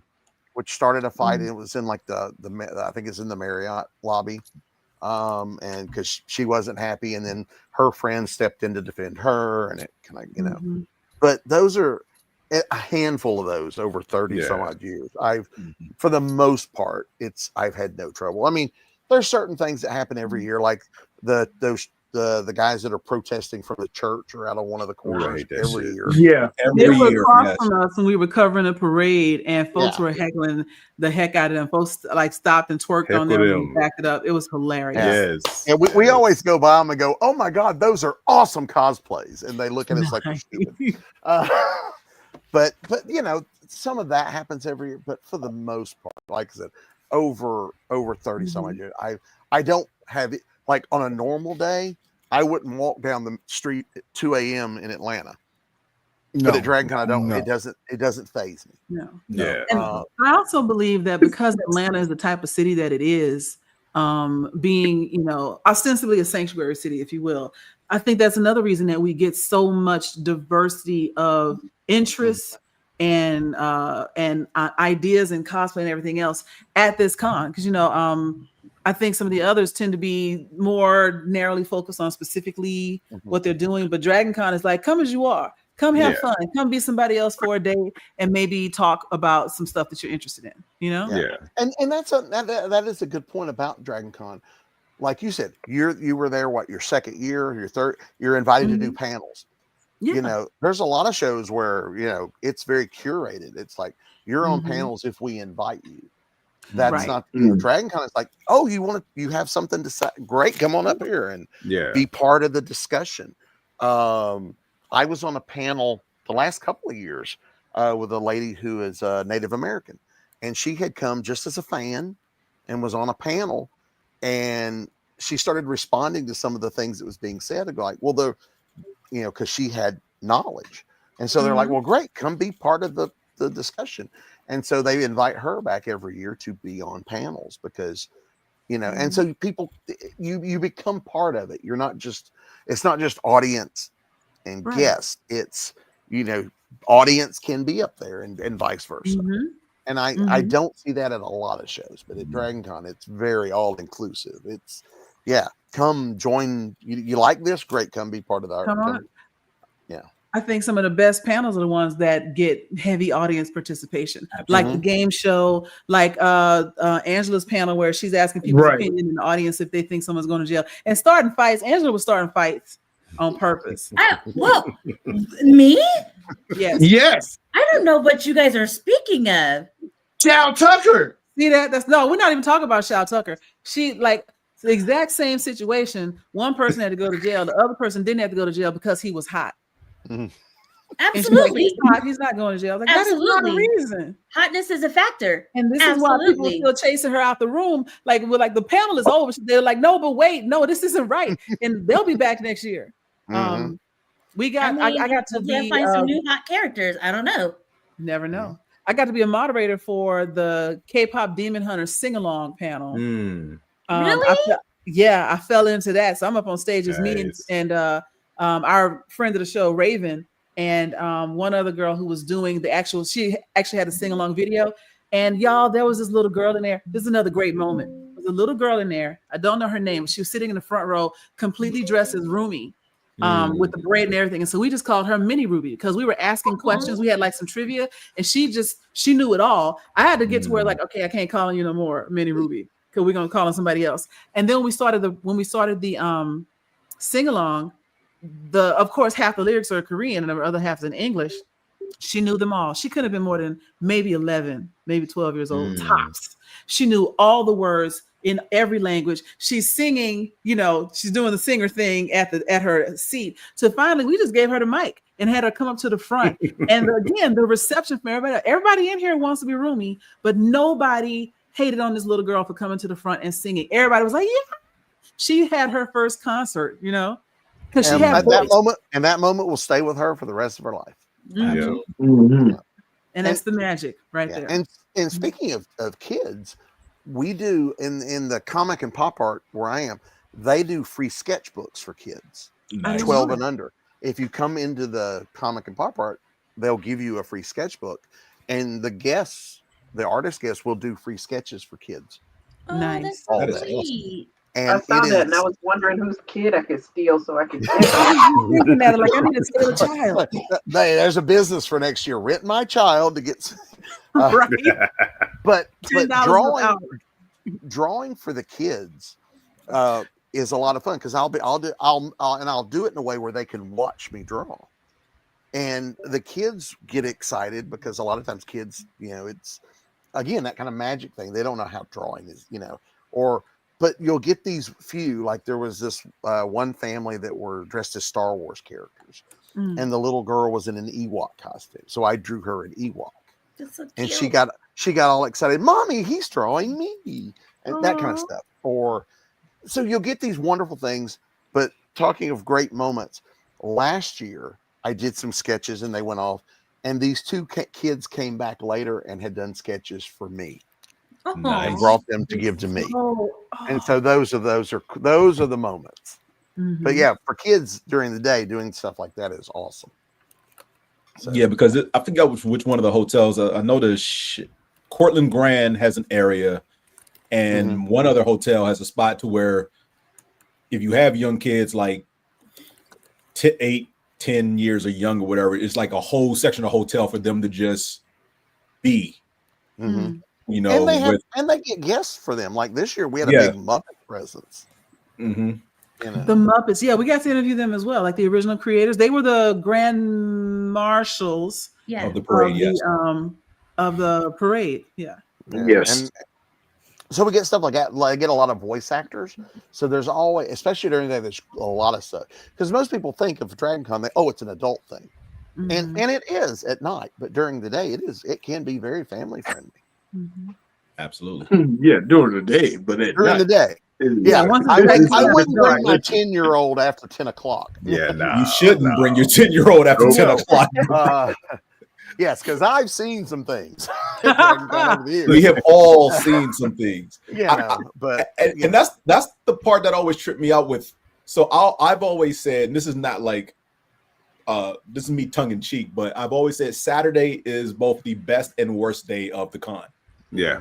Because that's the most voluminous day population wise of the convention. Because you have people locally who will literally just bring their kids down to watch the parade, but then they'll stick around. You know, they won't leave after the parade is over. They will just hang out on the streets, walk from the different hotels, even though they can't go in, trying to stop people in different cosplays and get photos with their kids. Or hang out in the food court, because that is Food a court, program right, section. Yep. Right. Great place for people yeah. watch. So like the crowd doesn't necessarily dissipate after the parade until sundown. I remember one year one of my friends from college had came down with her son at the time. He was probably like 7, 8 years old. And it was about 7:30, 8 o'clock. And some of that's pretty much what was transitioned from family friendly to adults only. And we saw some people in some adults only cosplay walk by while I was catching up with her because I hadn't seen her, in a while or whatever. And she looked at me and I was like, oh yeah, it's getting late. The sun's going down. That's about to be the norm in a couple of hours. Like, oh there's a lot of skin. There's a lot of skin to be seen at night. Yes, there is. Yeah. So it again, something for everyone. Like I said earlier, the burlesque show was one of those things. The line starts 2 hours early and wraps around the building. So like, if that's something you're trying to go to, you can accordingly. There were so many lines. Like there were lines everywhere. I'm at the point now where like celebrity panels, I don't even bother anymore because exactly just stream those. I don't want to wait in line. Like all of the shows that I watched where the cast would be there have all ended or gone off the air or whatever. I am happy that Garrett Wong is over the Trek. So he coordinates. He coordinates all the Star Trek alums for coming back. Freeze your screen. Shows. It is. And I remember the first year that he was over Trek. Garrett Wong, and he talked about being over Trek because it was like his first or second year at Dragon Con, and they just basically gave him Trek because time out. All the people. Time out. I'm sorry. Time out. What? You were stealing a story I was about to tell because I met Garrett Wong doing the media press walking tour, and that was a fun fact I wanted to share. Now I can't because you took it from me. Okay, you're too slow. Be you had an hour and 30 minutes to say that. Right. You've been interrupting this whole time. What stopped you this time? It's been so much other fun stuff that's not my fault. It's not my fault. It took us 90 minutes to get on Star Trek. Right. You could have did that during your introduction. It's your show. Right. Damn. My favorite thing is I got to meet so-and-so. And we did so-and-so. It is my show sometimes. Relax, relate, release. Right. Everyone here, how you met her. Therapy too. So this was fun. That's what I was going through, a whole lot of Star Trek panels. But yeah. James, you mentioned lines. I'm like, I do one line all weekend, and that is the registration line. Yep. I don't do lines other than that. That's my FOMO kicking in. I don't want to be missing something because I'm stuck in a line doing something else. Fair. But, another flag on the play. You should not be waiting in that line either. Why aren't you not doing press? No, I actually didn't because my roommates got my badge for me. I printed out my little permission slip. I put my put the QR code, put my ID on there. Like, hey, my roommates have permission to get my badge, and they got it for me. So no line. Backtrack a little bit though. We mentioned James. You mentioned like how the transition goes from like family friendly to not quite family friendly. So my daughter has been coming with me. This Sunday was her third Dragon Con, right? So Sunday she asked me, Daddy, why don't I go with you on the other days of the week? I'm like, because baby, that's Daddy's weekend. this is Daddy's staycation. But also for that very same reason, like Saturday's chaotic at nighttime. The freaks come out at the same time though. Like, I mean, coming during the day on a Saturday or a Sunday when she comes. Yeah. You're not guaranteed to not see some things, right? So it's something me and my wife have been deliberate about with her. It's like, you know what? We're going to let her see these things. Like, because we don't want, we want her to see that people live their lives in different ways. People, she's like, Daddy, why does that guy have his shirt off? Why does this woman have her all of this out? Well, like, this is how people do sometimes. And we want to make sure there's not the stigma around those things right for them. Like if they're gonna see it anyway, you know, their kids at school already. Like she's in third grade, she's 8, she'll be 9 in December. There's probably kids exposing her to things already. So I'm like, you know what? If you're going to be exposed to those things, we want to be with you while you see these things. We want to be there to guide you through that. We walked up on a friend of mine. Shout out to Greer if you're watching. She had a pole out there on Sunday, and we walked up as she was on the pole, and my daughter's seeing the whole thing. You know, they talked and hugged afterwards. She ain't said nothing about it since then. Like it did not register to her as, why is that woman on a pole? Like, right. But if you had snatched her away, there would have been, what was the thing I couldn't exactly. see? Exactly. Right. So she's watching me as I'm filming it for my YouTube channel. Like, and then, you know, we talked to her afterwards. And again, it wasn't a big thing. If you don't make it a big thing, it's not going to be a big thing. And if they ask you about it, you can just be like, hey, this is just how some people choose to live their lives. It's not good or bad. This is just what happens. So yeah, she's seen some cheeks. She's seen some pierced nipples. She's seen some things. Yeah. And it's okay. She is not scarred. She is not mentally damaged. She's out there having fun. She was counting down the days. She had made her own little art and craft. Like she made like a little paper chain thing for every day. Like every link represented a day that she until she gets to go to Dragon Con with Daddy. She was putting it off every day, and I'm like, awesome. Yeah, and I've seen over the years, I've literally watched kids grow up into adults. Yeah, you know, where I see the people that I see every year, and it's like, oh, I remember holding you as a baby. Now you're in college. I feel really old. We got some weird feedback from somebody. If that's me. It's probably you. Okay. It's me. Give me some second. Mute yourself. Thank you. There you go. But yeah, I'm so happy Bobby mentioned that because speaking of like watching kids grow up, I don't know if y'all know Lee Wells. He's one of the photographers for the Black Lee Dragon Con. Yeah, there you go. I'm sorry. Lee Wells. His granddaughter has been coming since she was a baby. Just because he's there, and I've been seeing her grow up in the pictures and seeing her at the photo shoot. You talking about Dr. Law, right? Yeah. You know, that's his daughter, right?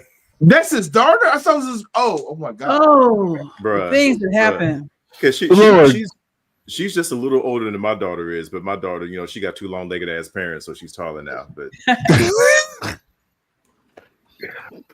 But yeah, I've seen her grow up over the last couple of years, and seeing her at the conventions and just being there, and just seeing that among a bunch of other people who I'm starting to, you know? Right. So this is just normal life for her. Yeah. Also seeing people's careers grow. You know, I remember people who were like, "Oh, I'm just a local artist doing this thing," and you see them get their career going, or you meet people who, I want to be an actor, and then a few years later they're guests because they're in a movie or stuff like that. Is just really cool being able to watch those people grow. And yes, I agree. Speaking of such, he's not on the show tonight, but I want to give a special shout out to Blerd Michael Blair. He's been alongside me in Blerdography. Blerd has been growing alongside him, and just seeing the things that he's doing in the city of in Alabama, and his nonprofit organization, and everything that he's doing, his whole team, seeing them grow has been one of my highlights over the last 6-7 years of going to Dragon Con alone, and just seeing how he's going, how his whole transition is going. Now he's doing this whole thing where he's just the White Ranger posting up protecting conventions. So that's just the aura farming, right? It all happened by accident at MomoCon. He was just standing out. He was standing over the vendors fair, and he just was watching, but he had his arms crossed and he had his ranger outfit on, and somebody he doesn't know just like panned up, like, look up here, it's the White Ranger. Yo, aura farming at a con is crazy work. And it went viral And now he just, you know, he just Now it's and he a plays thing. the Now same it's song. a- What is it? I never represent, baby. Can do Right. no wrong. And Right. he's all over the place. I love that that's a thing. It's pretty awesome. You know? Me too. I'm so happy for him. Like, I say happy, but I mean jealous. But I'm so happy that this is two things can be happening true at the for same time. him. Speaking know of Marcy jealousy jealous. things, I wanted to go back to the John Boyega thing. I don't know what black magic Dana worked to get that group photo for y'all, but I am so jealous that She Blerdography ran out of was magic not when there it came for to that. you. I don't know what to tell you, bro. I don't know how she got it. She just told us be here at this time and we were there. I Pretty get much. it. That's cool. That's cool. That's why I'm trying to sneak on to be a part of Moana Nui podcast network. That's why we're doing this. Yeah, you know how Dana is. I do. Dana's Dana the look out woman. for y'all. Dana look out for everybody, but she look out for y'all. And when that happened, I was like, oh my God, I don't even know what to do. I can't even fathom what happened. You were being a hater. You missed out. But like, there was no stop being a hater. Actually, no, wait. I can take this one. I know where you were. You and Supreme Attorney were probably fighting over who drank whose pie. Speaking being of a which, hater. You I should need just another share. pie. You wouldn't be I there. need another pie. whole thing, bro? No. Stop the No. show. I need another pie. That's how good that was. I need another pie. I didn't do it. I had a sip. First of all, when I came back to the room and mine went from like full to like this, I was like, oh, it had to be Supreme Attorney. Okay, how am I gonna fill this up? You drunk my pie. Yo. You drunk my pie. I want my pie back. Breakfast with Bardock is a great idea. I And mean, you should go do I that. could give you your pie, but you're not gonna like the way it comes out. I will not. First of all, no, you be quiet. You be quiet. This is the way we talk Like about you didn't get your Because we're not talking about Sunday. We're not going to talk about Sunday night. Order in the court. I don't even know what he's talking about. I don't know. I know you don't know. Let's get back on Dragon Con because I want to talk about something real quick. Go for it. Because I know Teresa's done it. I know I've done it. I want to know if anybody else here has volunteered at Dragon Con to work behind the scenes. And I'll never do it again. I can't. And, miss too and much. that's what I was going to get to. I will not. No one on this panel because we're all of a certain age is probably like not worth Right. it. The way my back is set up, I can't be out there. But for those of you watching, if you are a teenager to your early to mid 30s, I highly suggest volunteering at Dragon Con once, at least just once. It is just very simple once. to do. It's a great way to get in if you don't have the funds. If you don't have the funds, it's a great way to get in. You get a badge for every single day. You have to commit to showing up every single day so you can get that badge.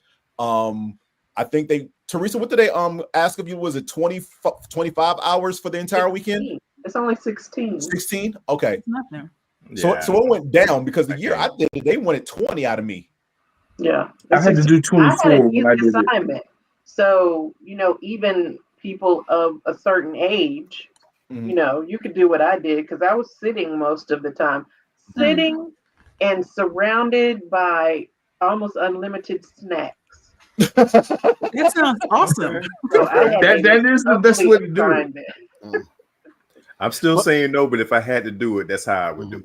Well, also- the one year I did it, I was working security. So most of my shifts were between midnight and 8 a.m. I would tell you that I have seen some things at those parties that go past midnight or start at midnight and go into the wee hours of the morning at the Hyatt, the Hilton, and the Sheridan.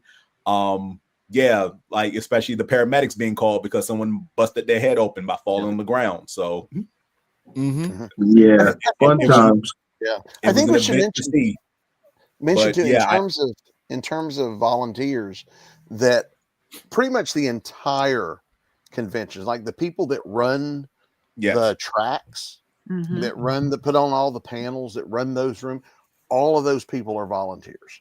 Yeah, you're not about to make no money running the track at Dragon Con. But there's a lot of those folks that have been doing some of those tracks for years. And they put a lot of work and effort into that. And I think that's also part of what makes Dragon Con special is it is fan run.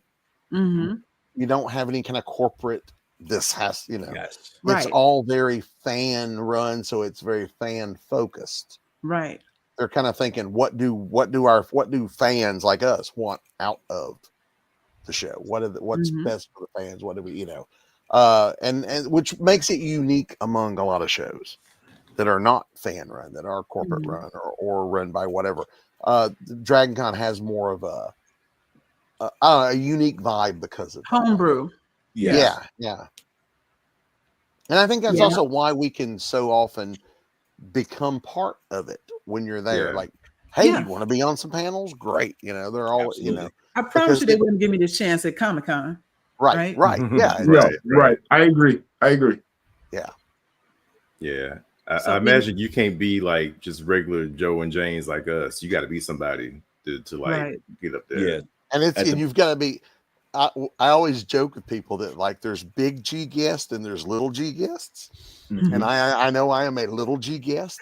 So like when I'm a guest, I've been a guest at San Diego Comic-Con, but I'm not on any panels. Right. I'm just it's like, oh, he works in the business. Great, here's a badge. Go over there. But at Dragon Con, yes, I'm still like a little G guest, but it's like, hey, we want you to do panels. We want you to do they're I feel included. Exactly. Absolutely. Because I get it. I mean, I'm not a well-known, I'm just a working writer, but I'm not so I'm not famous or anything, but they still treat me like a guest. Yeah. And I dig that. It's a good feeling. I feel, I feel loved when I'm there. Again, Bobby, you're underselling yourself. Like, I know we recently have gotten to know each other, but I've known of you for quite some time now because you're always at every convention I go to. I do I've always seen you. Yeah, but I don't. But yeah, I guess that's one of those things. I just don't think of myself that way, I guess. But yeah, it's like it is always cool when people recognize me or know me or whatever, and doing the cons helps that a lot because I do a lot of them and I'm out and doing various kind of stuff, promotions and whatnot. But yeah, it's my job. I spend my day sitting here in this room by myself, So when I get to go do the cons, it is awesome to be out among people, Right. Getting to talk to people, getting to know people. And as you guys know, I like to talk. So it is cool to get out and meet new people and, people, especially people with similar interests, and exactly. we do a lot of these things. And I do a lot of cons. I don't know where all of you folks are located, but like I live in Atlanta, so I do a lot of local.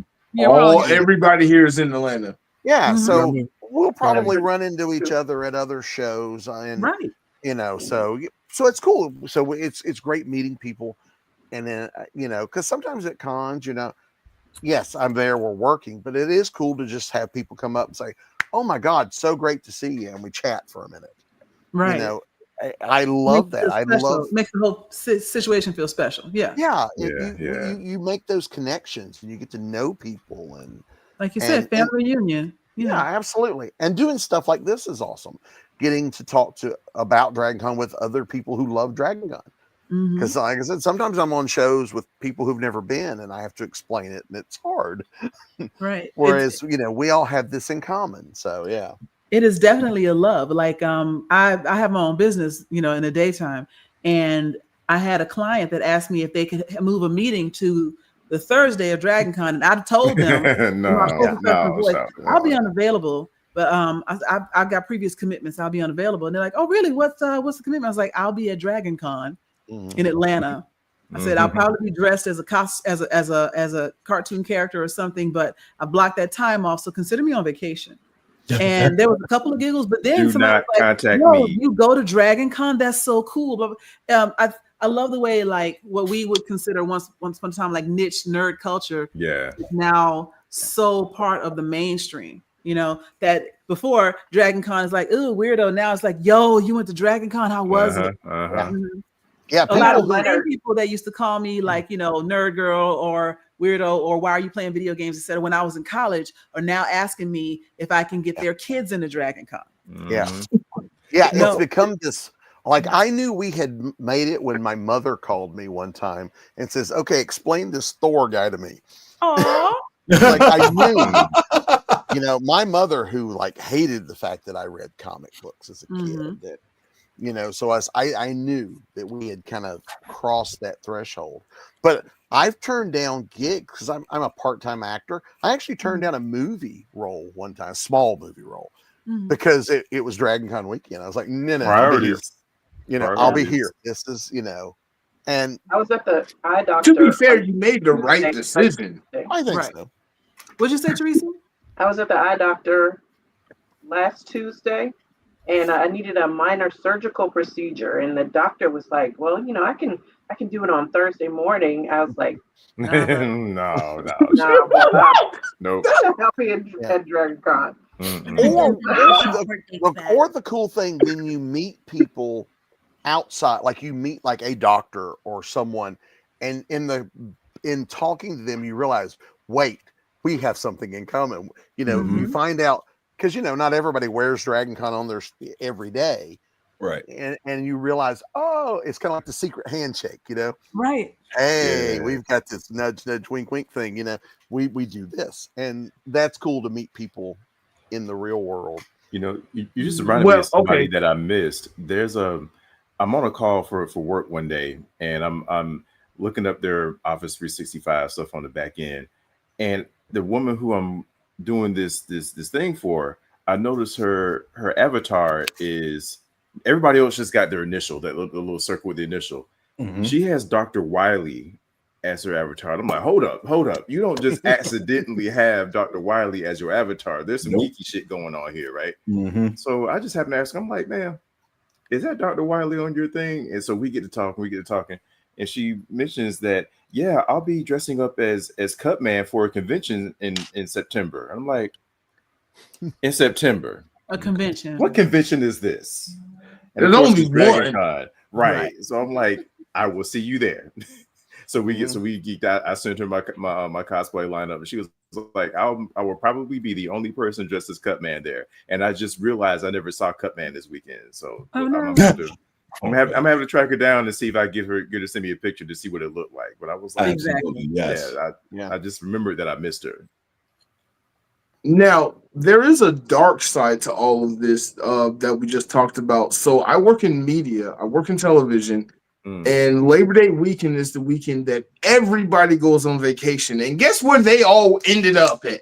Just where I saw all of my coworkers that weekend. Not at work, but at Dragon Con. My engineer was at Dragon Con. The guy that wears the face mask that I swear to God irks the living crap out of me every day at 7 a.m. He was at Dragon Con. The guy I'm cool with that do the commercials is at Dragon Con. My boss is at Dragon Con. My other boss is at Dragon Con. My boss's sub boss is at Dragon Con. I ran into everybody I work with at Dragon Con. The mini bosses are at Dragon Con. So you work with a bunch of nerds. Yeah. I work with a bunch of nerds. I work in television, and everybody who works in television is a nerd, especially if they work in Atlanta. They all took vacation to go to Dragon Con. So, Mark, you put up the comment in the chat that said you wanted more group cosplay. It sounds like you got a ready-made group right there. Right? Yeah. Okay. You have to do the office. You would think that, but I don't like these people. Okay. Yeah, you know you're being recorded, right? That's fine. They watch my videos. I get emails all the time from HR. Was like, what is this Blerdography video? You gotta like your group cosplay. That's fine. I'm ready to talk about, especially the one dude that I work with that is the pain in my side, who I saw in the Hyatt that one fateful day wearing his iconic mask, going down the escalator, specifically ignoring me. I'm like, I'm your supervisor. You ignoring me? He said, not right now. You're not. Because you don't want to talk to him no way. Say that. You know, Mark, is crazy. You reminded me of you know how there's the hotel Hunger Games for yes, like in the fall. So Alice in Wonderland.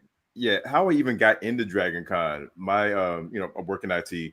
My job at the time was right above Peachtree Center MARTA station, right above the food court. So that's I used to always see the overflow of all of that. That's how I kind of got drawn into it. So I learned very quickly because, you know, if you work in IT, everybody's a nerd, right? Mm-hmm. I learned very quickly that as soon as Dragon Con is over, I'm putting in my PTO for next year. Because if you don't put it in then, somebody else going to get it. So never get it. You can't have Dragon Con off because somebody else on your team already got it off. It's so funny you said that because one of the people I work with, she was like, "Oh, you take every Labor Day weekend off before that convention." I was like, "Yep," and I will do it forever. Be prepared to have to work when I'm gone Labor Day weekend. I'm sorry. Everybody in my life knows. I pushed up a plea date so I can have fun at Dragon Con. I was like, hey, priorities. Judge, I have plans. I'm going out of town. I want to do this plea like now. Wow. And they were like, well, what's going on? Is it an emergency? I was like, yes. Dragon Con. Wow. It's an emergency. Dragon Con is an emergency. It is an emergency. Yes, it is. I remind my family to not call my mom on Wednesday. Hey, quick reminder, you're not going to be able to reach me this weekend.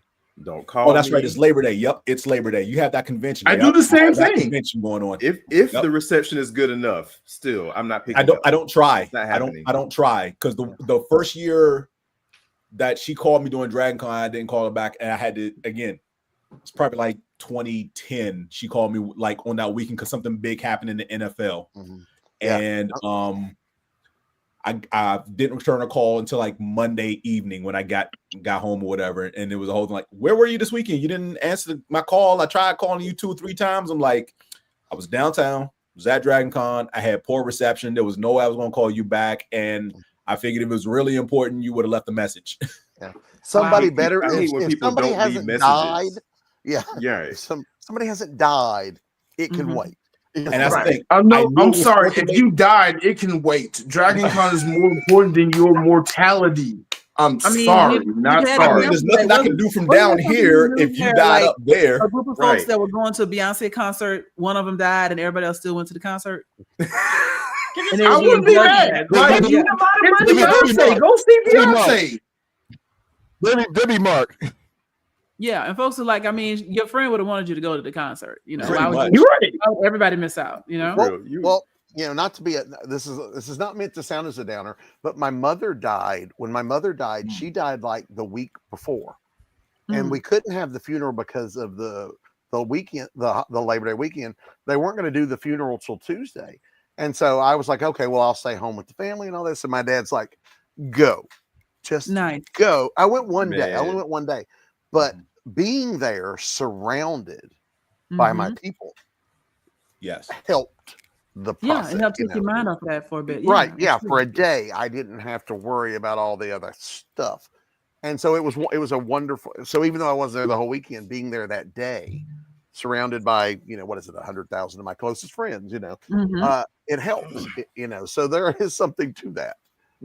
But it was, I will say, like, during this past Dragon Con, my husband actually had to go to the ER that Wednesday.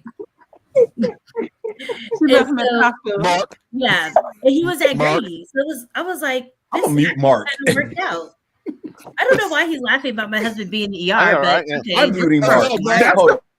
I know. You really did mute him. Go on. He's muted. Can you just mute yourself, Mark?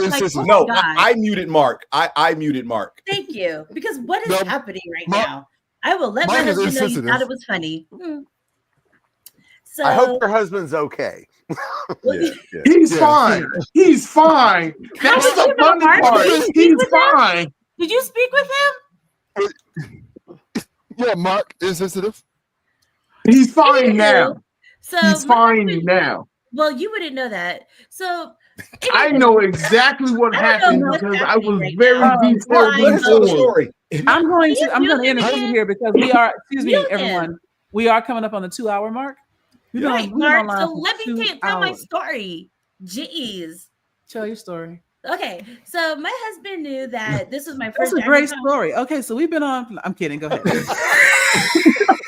ahead. Too, Joy? It was so easy. But no, go ahead. Tell your story. I thought we were. That's here. great. I couldn't help it. The devil on my shoulder said, "Do it." You know what? I would have done the same thing. So I'll allow it. Do it. So Yeah, so he knew that Dragon Con was gonna be my first time I was gonna do a panel. I had 2 panels. I was super excited, and he was like, "I'd rather you just go to Dragon Con." He was like, "If something happens, you're only like 8 minutes away. Just come back, That's love. visit That's me." love right there. So I was going like back and forth. So it was a stressful weekend though, because I was very concerned. Although that is I cool. wasn't. Yeah, it is cool when your loved ones understand how Yeah. important it is. Right. They understand, oh, this is important to her.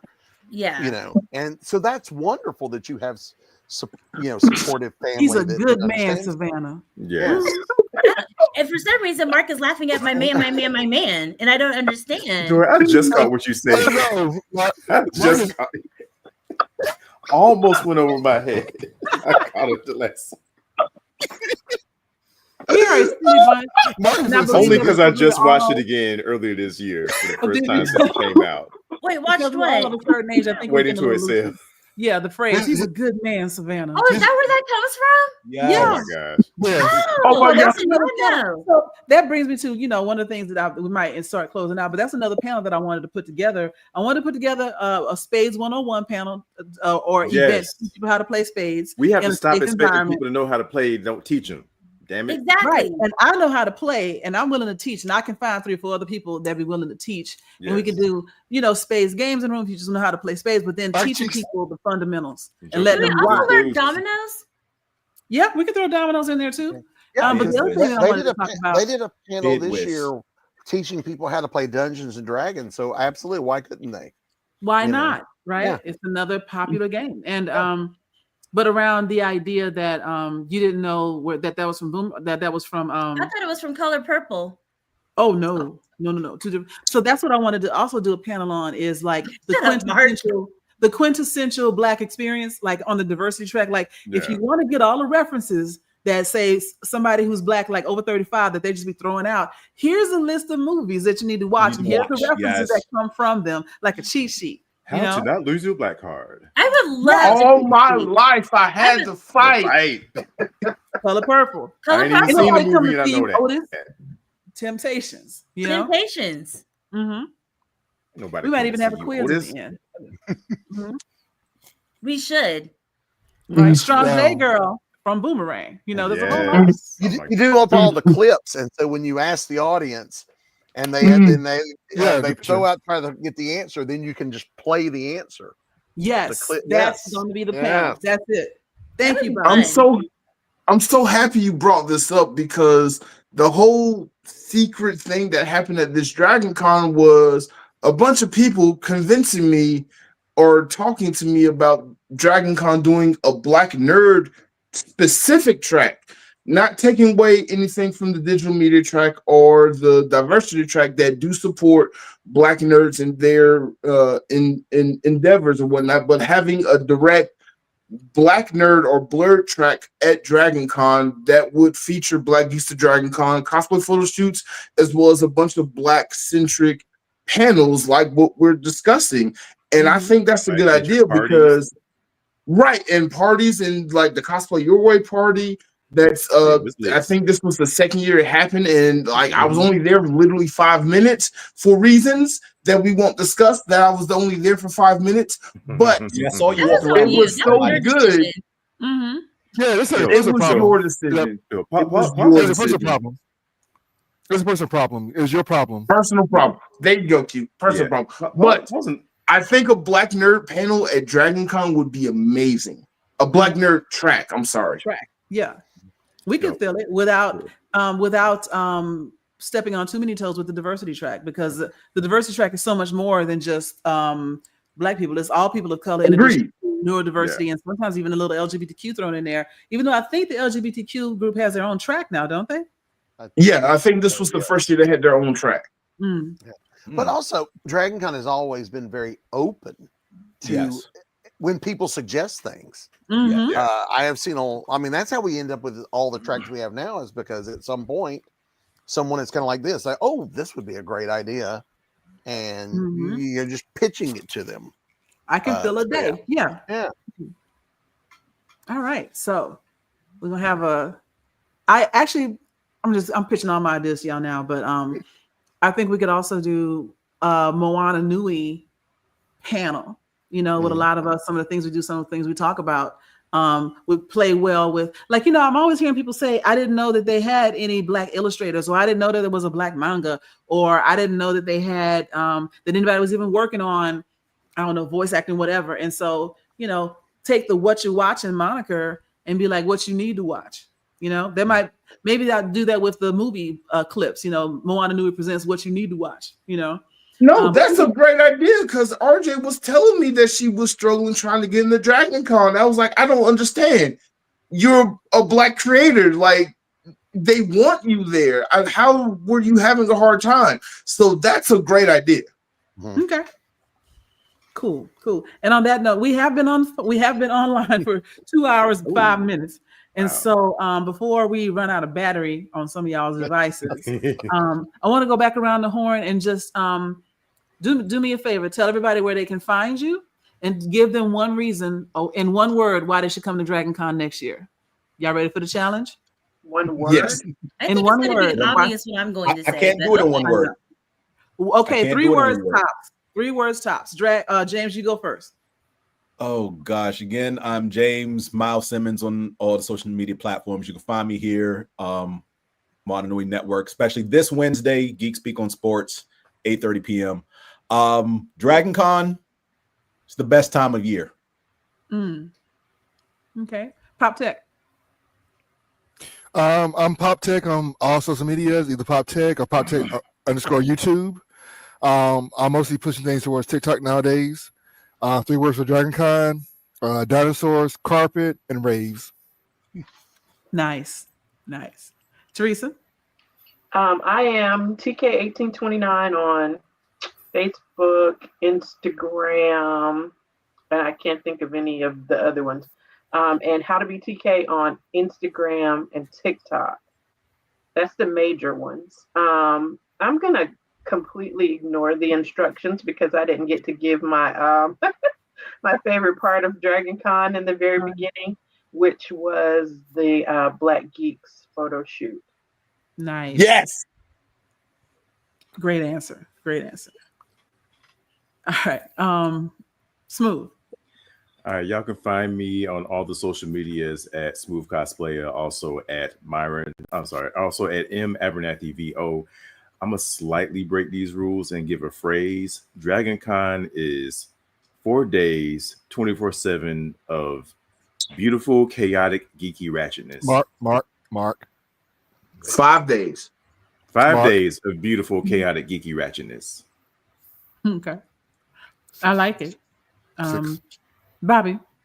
Hi, BobbyNash.com is my website. I'm on various social medias, either as Bobby Nash, author Bobby Nash, or Bobby Nash Writes, because I didn't plan well.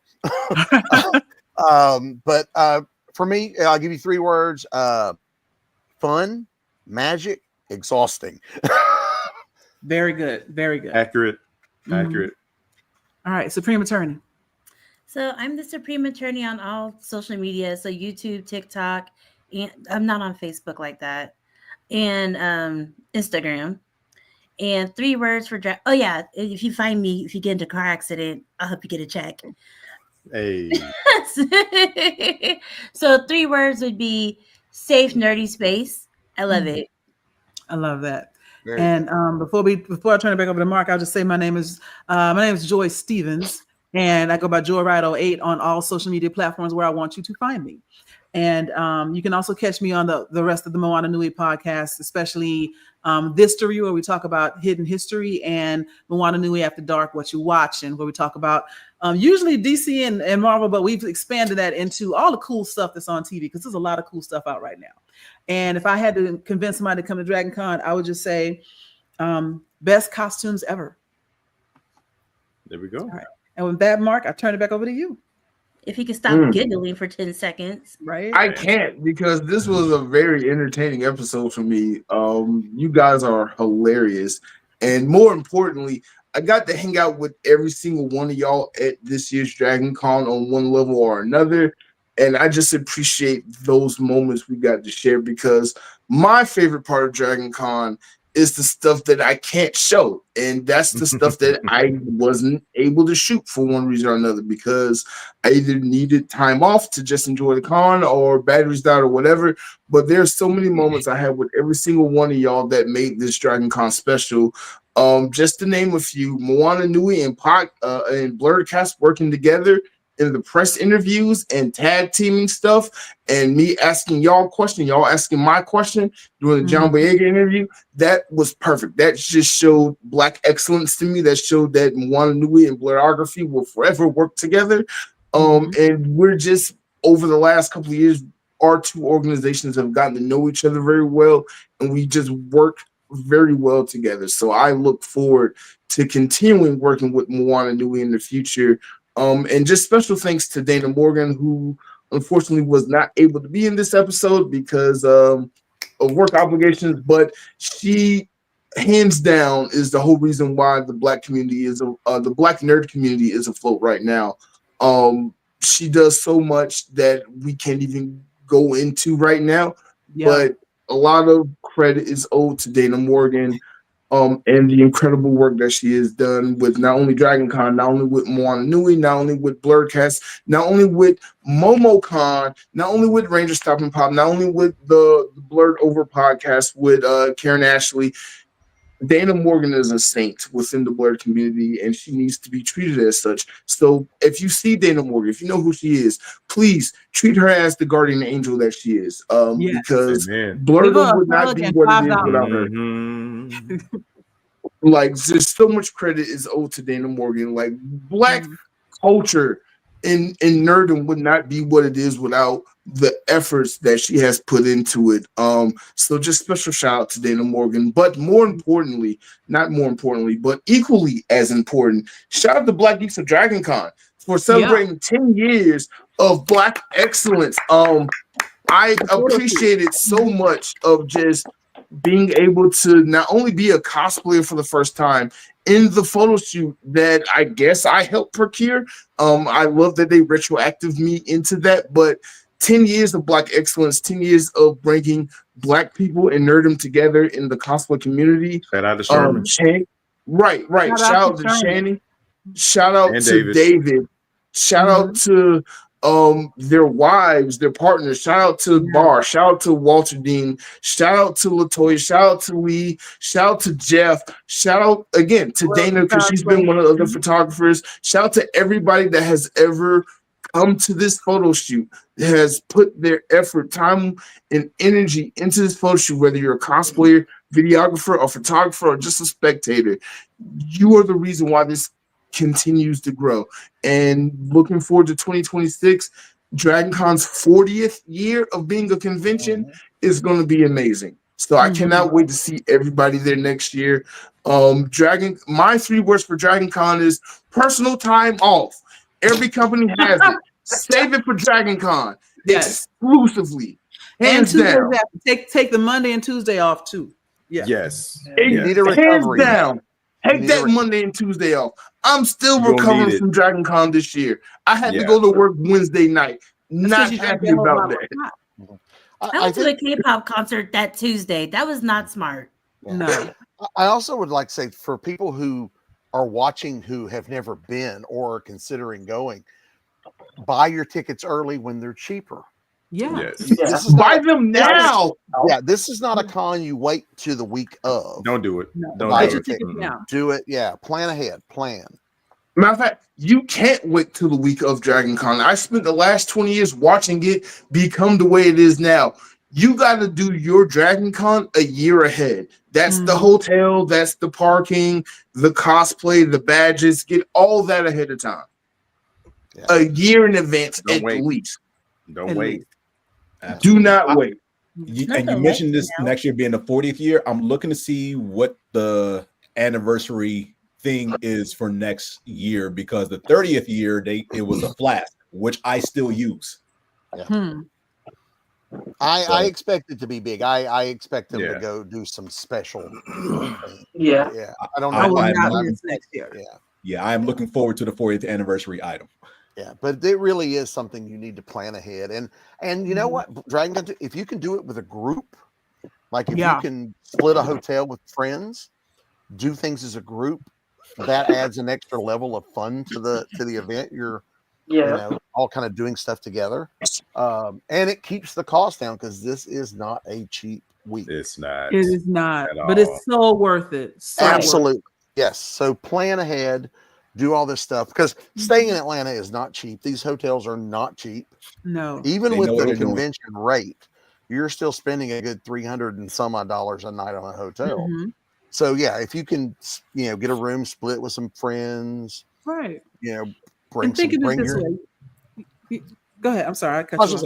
Bring your own drinks and stuff to keep in the room. So at night you're doing all these things you can do and have just make it a party. People do room parties. Yes. Are a thing. I mean, you can go to some amazing events where people have put on themed parties. Yeah, there's a lot to do, but if you plan ahead, you can make it not break you financially.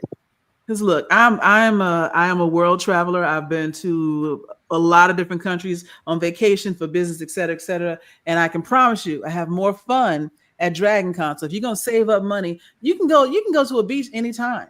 And you got a big span of time to go to a beach. You got multiple years ago to try to go to another country and try their food or whatever. Dragon Con, save your money and do that. It is per hour the best time you will have for the money spent. I promise you. Absolutely. Yes. Agreed.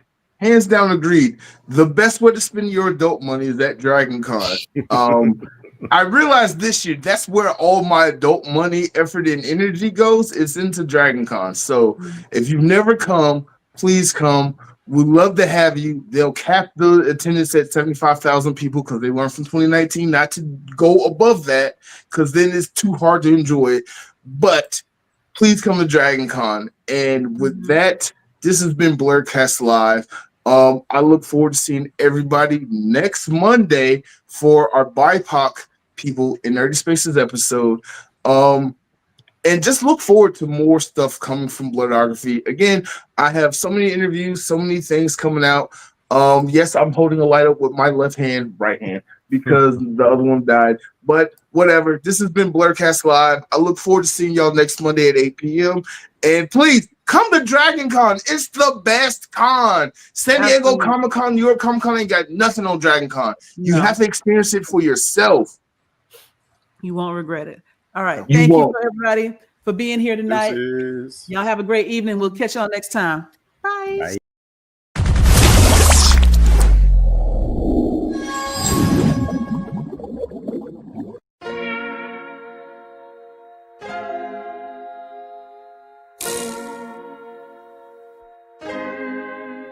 So many stories left to tell, even if we have to ourselves. Can't keep history on the shelf. If they won't tell it, we will. If this the land of the free, it was a freedom then, when they annexed Hawaii and called it Cedar Land, without any type of payment and no signing off. Called themselves the Republic in 1894.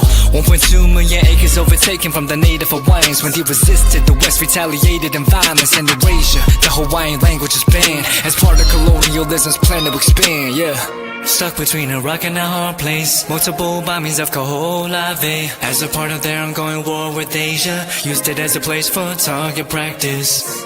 No consent or compensation. Colonizers call for annexation. No work out for all the locals. School will never let you know. So many stories left to tell, even if we have to ourselves. Can't keep history on the shelf. If they won't tell it, we will. Too many stories left to tell, even if we have to ourselves. Can't keep history on the shelf. If they won't tell it, we will. We will. So if we put Hawaii into perspective, well, Black and Asian history is interconnected. Considering the fight with the Pacific, then of course, versus Asia, they was treated as a middleman for war, but didn't let the Western colorism run its course, cause dark skin was a sign of dignity to core. The land was taken in the name of capitalism, when prior to it was an actual kingdom, clapped back at the system. Stuck between a rock and a hard place. Multiple bombings of Kaho'olawe. As a part of their ongoing war with Asia, used it as a place for target practice. No consent or compensation. Colonizers call for annexation. Network out for all the locals. School will never let you know. So many stories left to tell. Even if we have to ourselves, can keep history on the shelf. If we won't tell it, we will. Too many stories left to tell. Even if we have to ourselves, can keep history on the shelf. If we won't tell it, we will. So many stories left to tell. Even if we have to ourselves, can keep history on the shelf. If we won't tell it, we will. Too many stories left to tell. Even if we have to ourselves, can keep history on the shelf. If we won't tell it, we